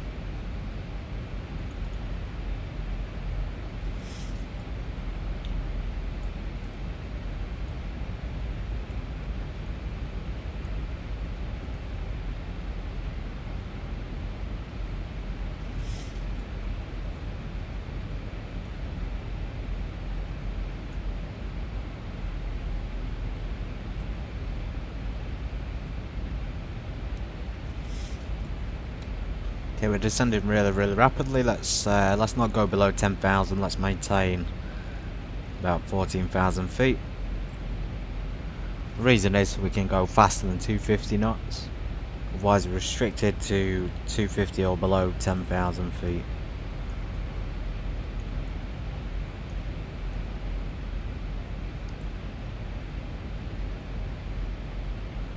At least this way we can maintain a good 285, maybe even 290. I'm going to push it up to 300 though. Capable of doing it at this altitude, and you'll notice it's completely clear outside, so we've got a clear landing. Inbound 426.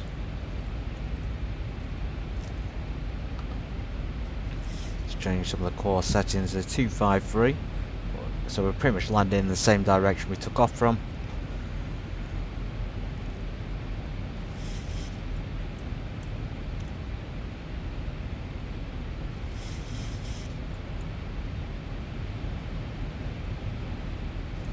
And it's 8 degrees at 14,000 feet, so that just shows you how hot it is. So let's get that anti-ice off.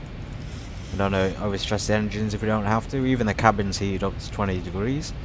We don't have anti-ice on. The window runs broke, so we turned it off. What else do we need? We don't need to check the wipers, it's not raining. And we will check the clouds on here. Minor clouds, that's why we're staying at 14,000 as well, just being cautious of those mountains. And then the airport is not there. It's not there, ladies and gentlemen. It's somewhere around here. It's probably just slightly out of view, just down in this corner. There's Tashkent, so very hard to see it. That can't be it, can it? Another proper name, Tashkent. No, that's not it. Like I say, with strong crosswind, strong tailwind. That's probably why we complete the flight in less than 3 hours, which I was hoping.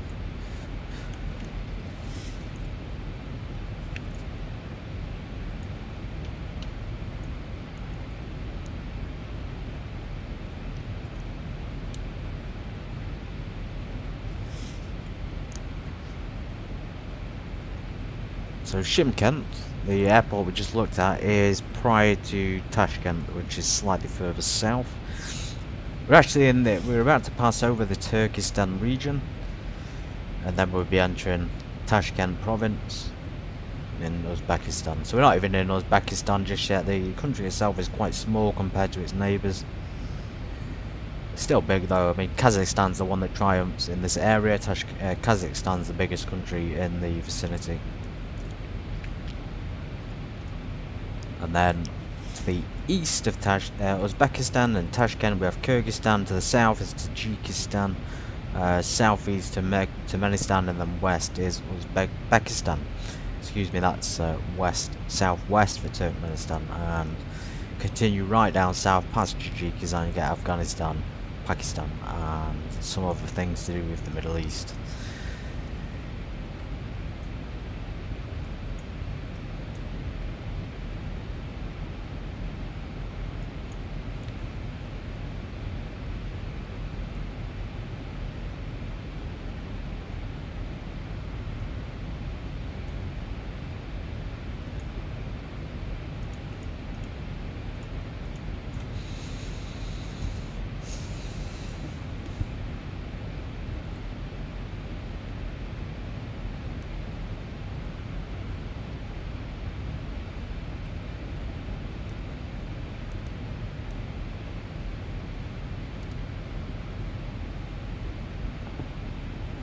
Flick the V-nav back on, it's giving us a slightly high speed there, 312. Just fine. I'm going to edit the altitudes for these waypoints. So we're on 14,000 feet. Let's do flight level.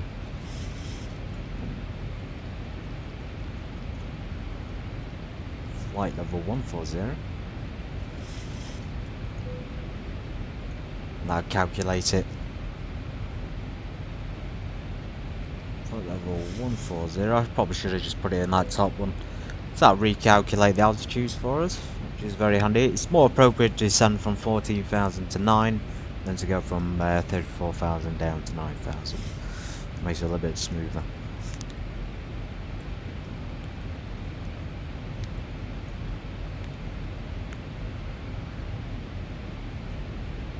So off to the left we have the mountains. a mountainous region off to the left side. Let's see if we can see it. There's not much to see at the moment, but yeah, I can't really see much. I think it's just the altitude as well of the land. Remember, 1400 feet. Can we tune the ATIS? Let's try and tune. Check the ATIS available. So no one's on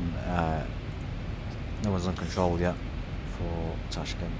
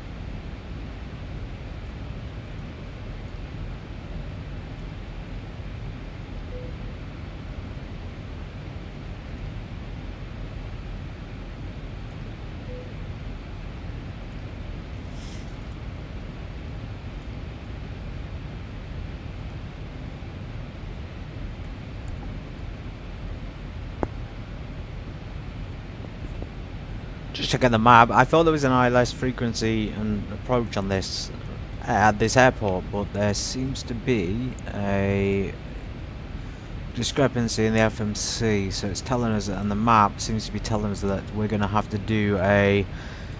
We're going to get to the runway, and then we're going to have to do a turn. So I just looked at it on the plan. So I'm going to skip through to the part I mean. So as you can see, we get there. Rather than going downwind and then joining base and then final, we're going to final and then doing a very steep turn into final. So that's just not going to work. We're from the top of this descent from 6,000. We're going to have to go straight and extend the downwind, and then we're going to have to, yeah, we'll have to extend the downwind basically, because that isn't going to work. There's no way that's going to work. When we get a bit closer, I'll start to initiate the turn or continuation forward. We're very, very close though. We're not very far from the airport at all. Even I've put runway 26 as the heading, but for some reason it's pointing in that direction.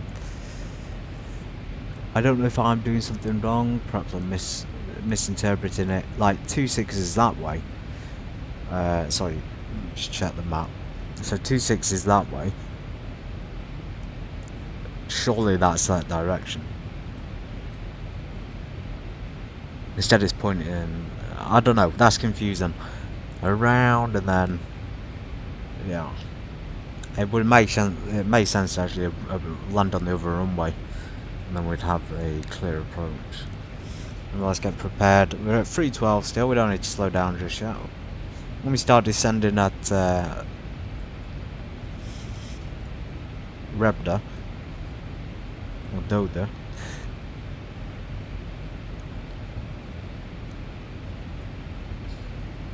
we don't have to descend till then anyway, so we'll maintain speed for now.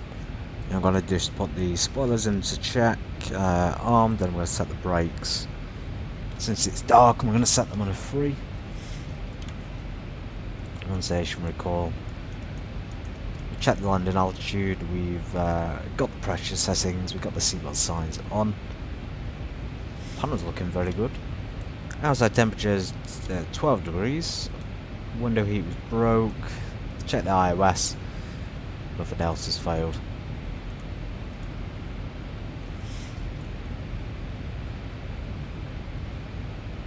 So there's the tower. It's not called Tashkent, but that is Tashkent that we're landing at. So let's just check the runway. 26 right, 1085.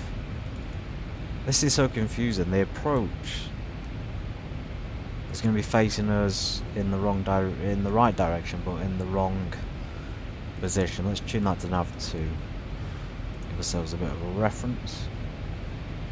Cool that you can get that just little sticker there, the category 3 sticker. Let's turn that down the light a bit right. Set the panel up to max.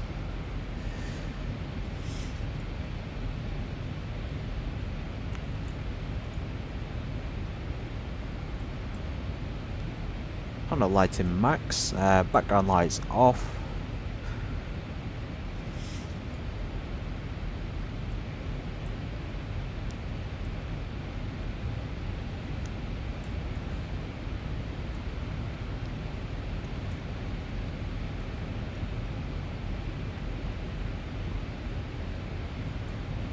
I think there's a map for the airport as well. When I was at London, sorry, not London, Manchester, I managed to pull up the map for the actual airport.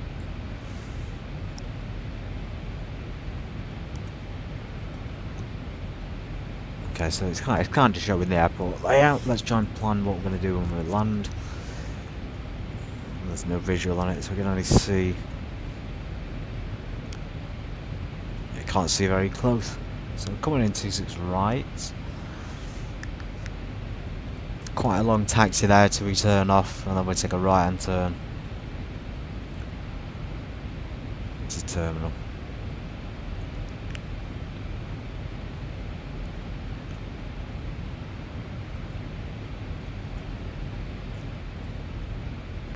Okay, it's coming up with a VOR. The navigation thing has appeared. That's the thing we just programmed. Just to remind you, we programmed the VOR DME, so that's appeared for us. We have got some rough weather down there. It's green, so it's not too bad. It's just a bit of turbulence, I think, and clouds. Okay. Make sure I'm planning this correctly.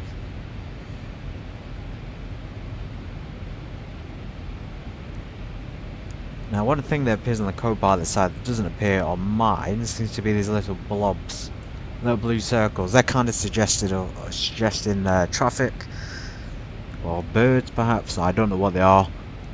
Could be a UFO. Just two little circles that are moving through the air. If we check the map, there's not really any indication of animals on the map. There's nothing there that would be concerning.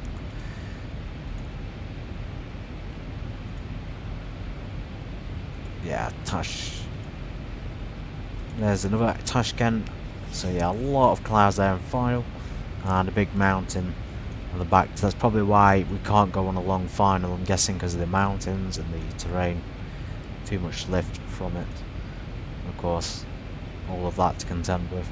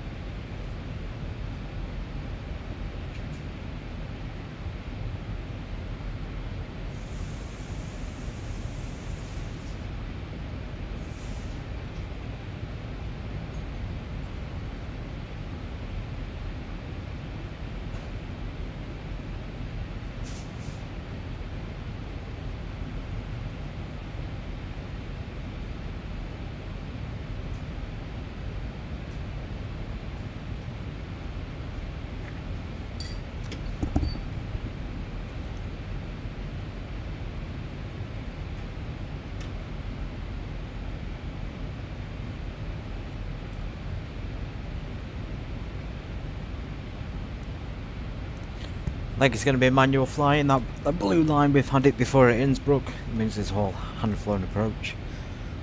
The ILS might be in place, but the autopilot can't follow the route, probably because it's such a steep turn. That's a lot better for us as a pilot on this particular sim, because it's going to be hard for the autopilot to do that turn on its own. Not far from the descent, and we descend down to, what are we going down to? We're going down to 6,000 and then 3,000 feet. Let's go 6,000 initially, and then we'll wait and see if the terrain is suitable. If it is, we'll descend down to 3,000, which is I think the final height for the approach. Of course, we'll add flaps to create that drag. Let's just check actually what is our final height. So go round height is 4,000 feet. Yes, it's saying 1471 for the altitude of the airport. That's what we've got in. Let's add another 100 feet in there. Yeah, 3,000 feet final height. You can see pressurization depressurizing slowly, which is good.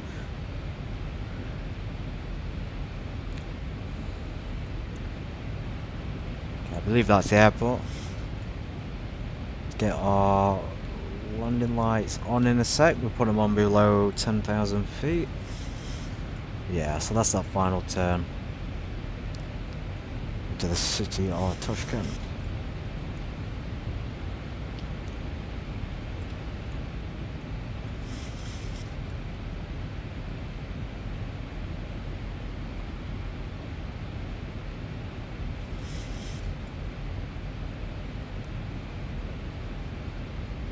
So there's a descent point, it should be descended now down to 6,000 feet. Speed's decreasing and still not descending. Come on. And then that's to do with the speed more than anything, it's bringing it down nice and slowly though. A lot of drag still, we need to add some flaps. Let's add a little bit of spoiler there. Create that drag. Yeah, so there's the airport, we're going to be circling overhead. Tricky approach.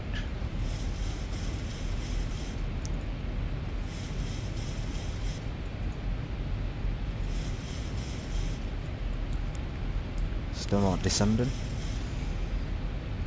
Looks clear of terrain, let's descend to 3,000.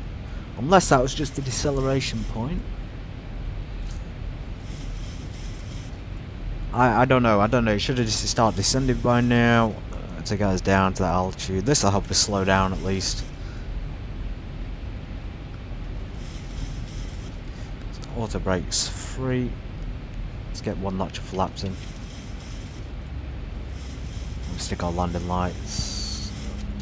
Turn out lights on.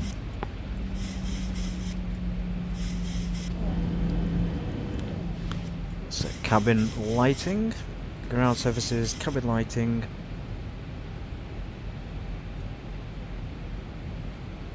Take over London.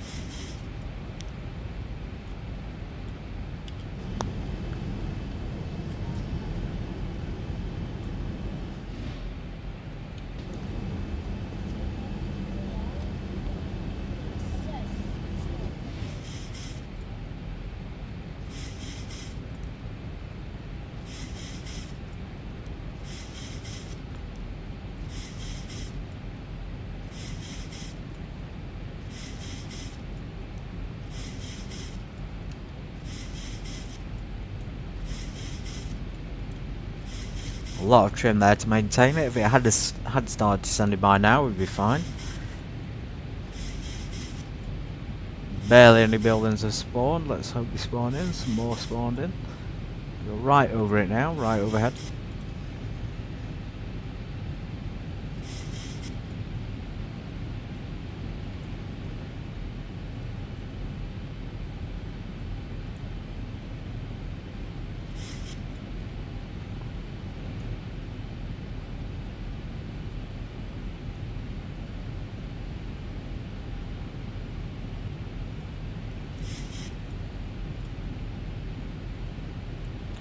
Double check the VREF. 141. We're going to land with 30 degrees of flaps. 146 there for the reference speed. ILS is programmed. Destination 26 right.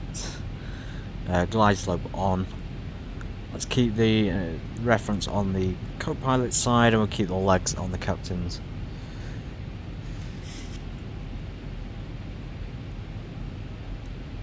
This is going to be a steep descent, so we want 5 degrees of flaps.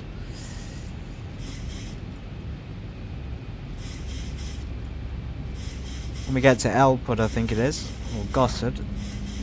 Yeah, L-Pud is manual from that point on, unless it'll follow the line itself, but I don't think it will. I think it's better to just hand fly it, even from the deceleration point. We just fly it up a little bit and then round.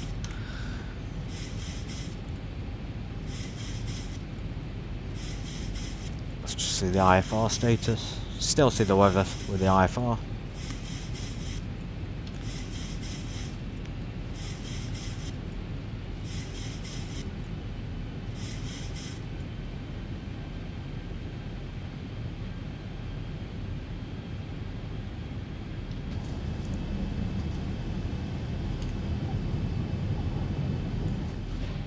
Can't see much out of there.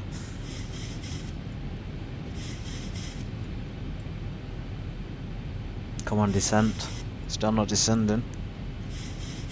I have no idea what's going on with the VNAV. We have got the VNAV programmed, but it won't descend. So we're going to do flight level change. We're going to slow down to about.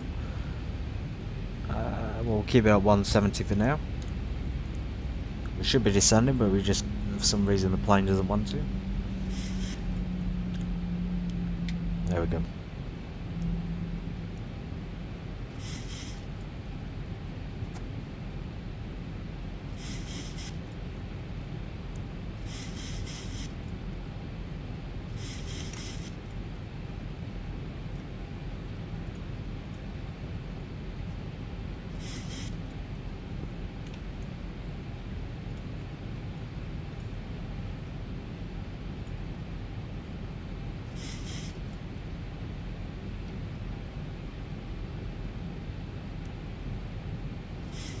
There's no way in hell we can do that approach. No way. I mean, even if we fly that manually, it's not going to work. Like, they're literally coming in at an angle. I don't know. Let's try it. That's what it's given us. Let's follow its guidance and see what happens. Flaps 10. Drag required, of course. No other aircraft in the vicinity. We are going to call ATC Unicom on final.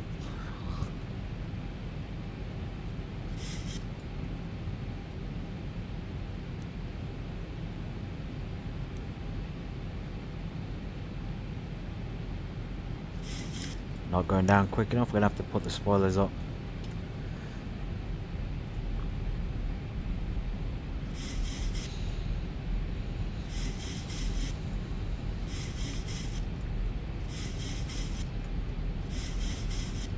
Barely any fuel left. I mean, look at that. We got less. 200 pounds, 200 kg in the centre. Cross feed is off, and 700 in each wing. That is so little fuel, honestly. If we check the fuel, 1600 kg. We've barely got enough to do a go round if we need to. Right, there's the pink line. So it's changed from blue to pink. Okay, that's a relief. We do need to really slow down. Select VNAV now. Will it take us down to 3,000 feet? Okay, so it seems to be doing it.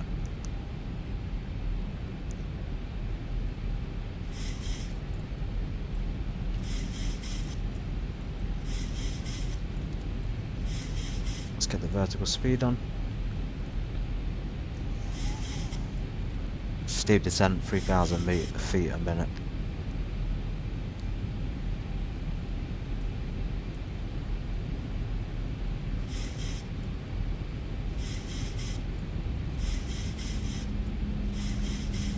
We're already way too high up for this.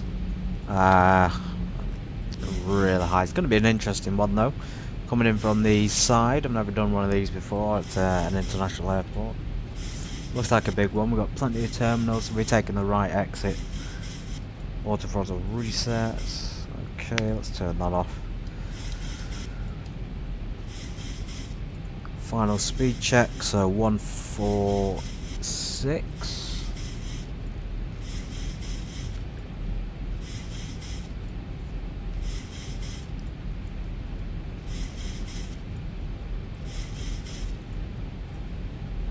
Standard pressure can be turned off across the transition altitude.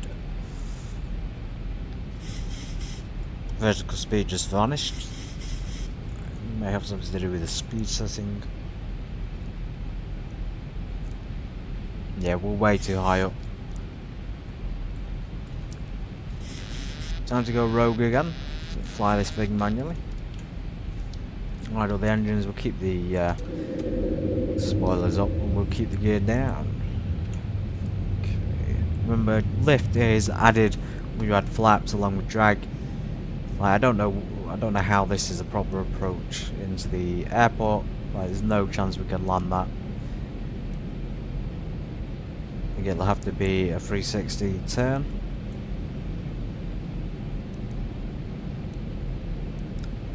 Yeah, that's got to be the most stupid approach I've ever seen.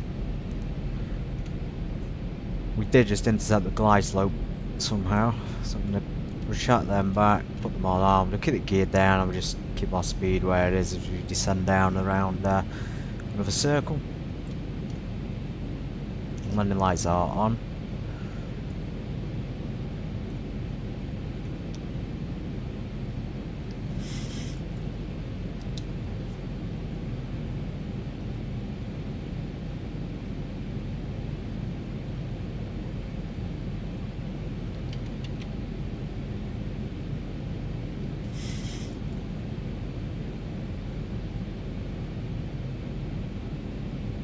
Very slow bank as well, barely 10 degrees.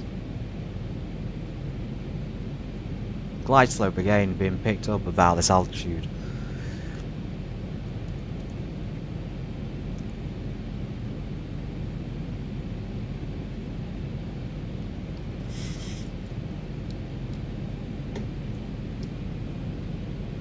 Flaps 25, we're not going to do flaps full until we're on final. Make that last turn in a second. As you can see, we've had to do this 360 in order to get established properly because we weren't going to make it otherwise. We've got UTC there for the airport.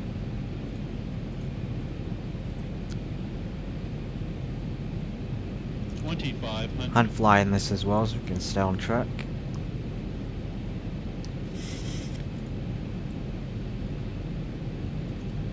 Auto throttle is off. Might be worth keeping the auto throttle on actually. Let's keep the auto throttle on. Let's make that final turn. We'll join the localizer and then we'll turn the localizer glide slope on for reference. Let's do that now. Actually, let's turn approach switch on so we can do the approach using our eyeballs and not the computer.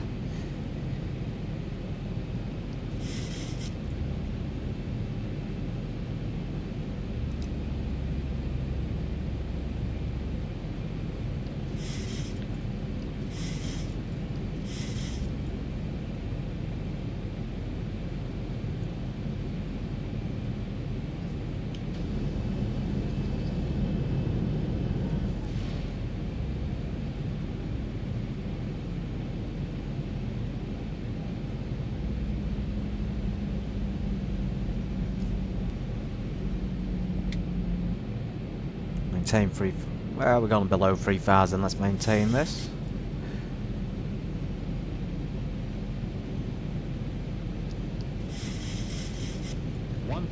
Yeah, that all throttle's not quite doing it. Glide slope alert. There's the runway. Finally got established on it. The approach switch is on so we can localize it. Yeah, this is a much better approach, slightly low but still much better than what we had before.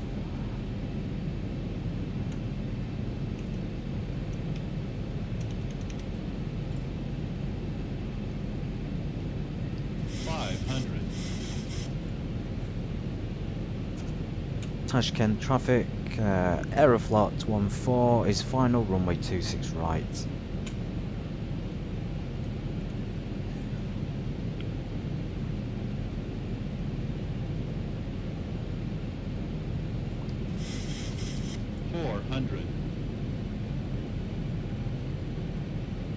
Way too low down.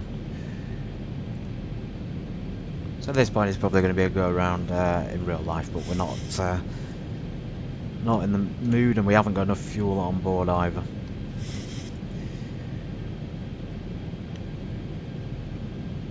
So there's the horizontal localizer. Vertically we're a little bit off.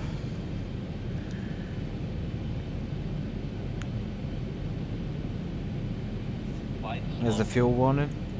That's why we can't do a go around. That'll be quiet in a second. We're going to intercept the vertical glide slope, and then we'll be on track.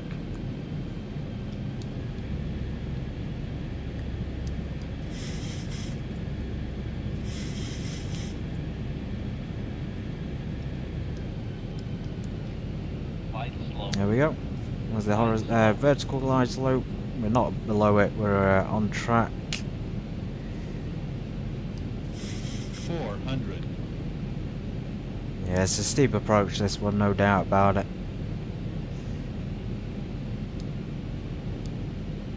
There's that descent. 300.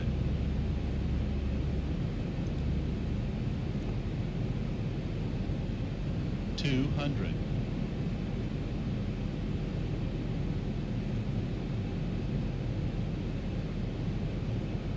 100. 50, 40, 30, 20, 10.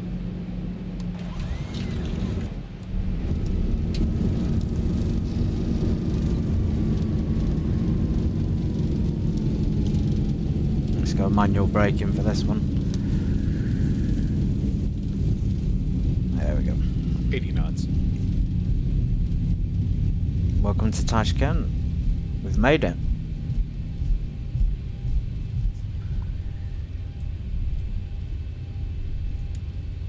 Didn't put ignition on continuous, but let's not worry, we're there now anyway. Please make sure you have all your personal belongings before you exit the aircraft, and be careful when opening the overhead compartment. You're now free to use your mobile phones and small lightweight devices. Thank you for flying with us today. We hope you've had a pleasant experience, and we look forward to welcoming you again on another flight.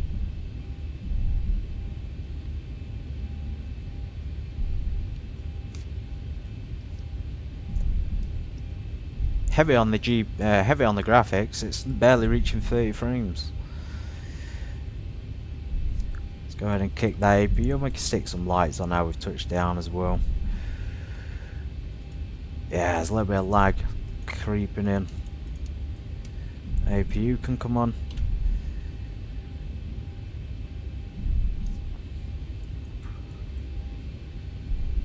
Transponder to standby, and yeah, so we gotta be careful here. There's a lot of planes in the vicinity. Strobes. We didn't have logo lights on, but we turn them on to check the exterior and we'll get out. Let's find ourselves a parking space. So fuel's completely empty. I'm surprised we made it this far, to be honest. We might have to connect external power units. Let's check where we are in terms of parking. What a convoluted approach. Like, we came in, then circled round twice. Okay, plenty of room there on the right hand side. APU generator. Anytime now. I hope it's working. Okay, we might not even have enough fuel for the APU. That might be what's happening. There we go. The engines may shut down. Let's get that isolation valve open. APU bleed on.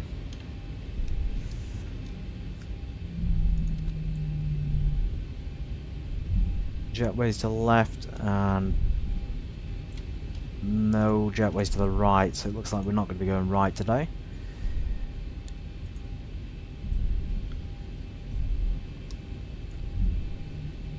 Okay, we got Latam, Japan Airlines, Indigo of course, Anna's Japanese airline, Emirates.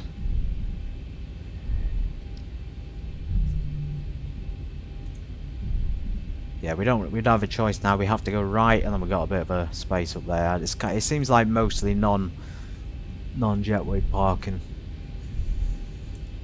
Planes everywhere. Flaps up.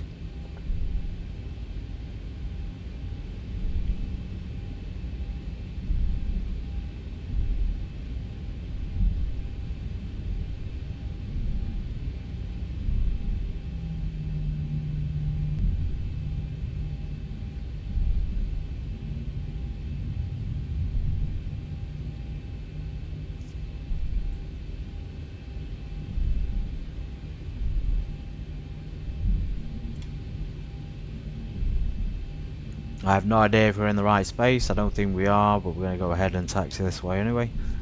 We need to get back to somewhere we can park because it's taking a while. I'm just going to park it here in this space. Let's go ahead and do that. If it'll park up properly.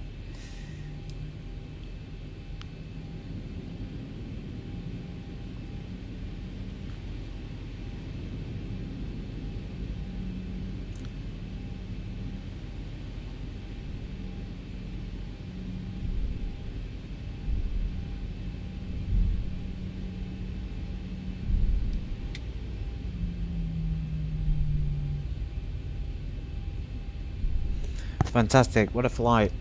What a flight.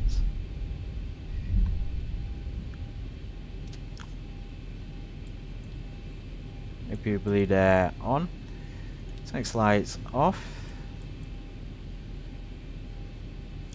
We're not doing a complete shutdown, we're going to connect it to ground power. Set chocks. We don't need air issue, we got ground power there. We don't need the APU on it after this either, so let's connect to ground power. Let's turn the APU off.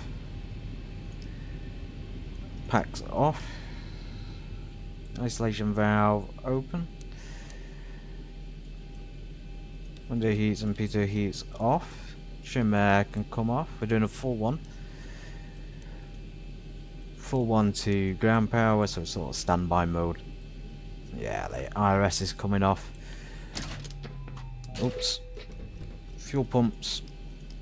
All the lights. Anti-collision lights should be off when the engines are off. We'll shut them down quickly. Leave the navs and the logo on. And of course, hydraulics and electrics. Right, time for the approach. No doubt bad, yeah, 1 star. And a 4-star landing, great.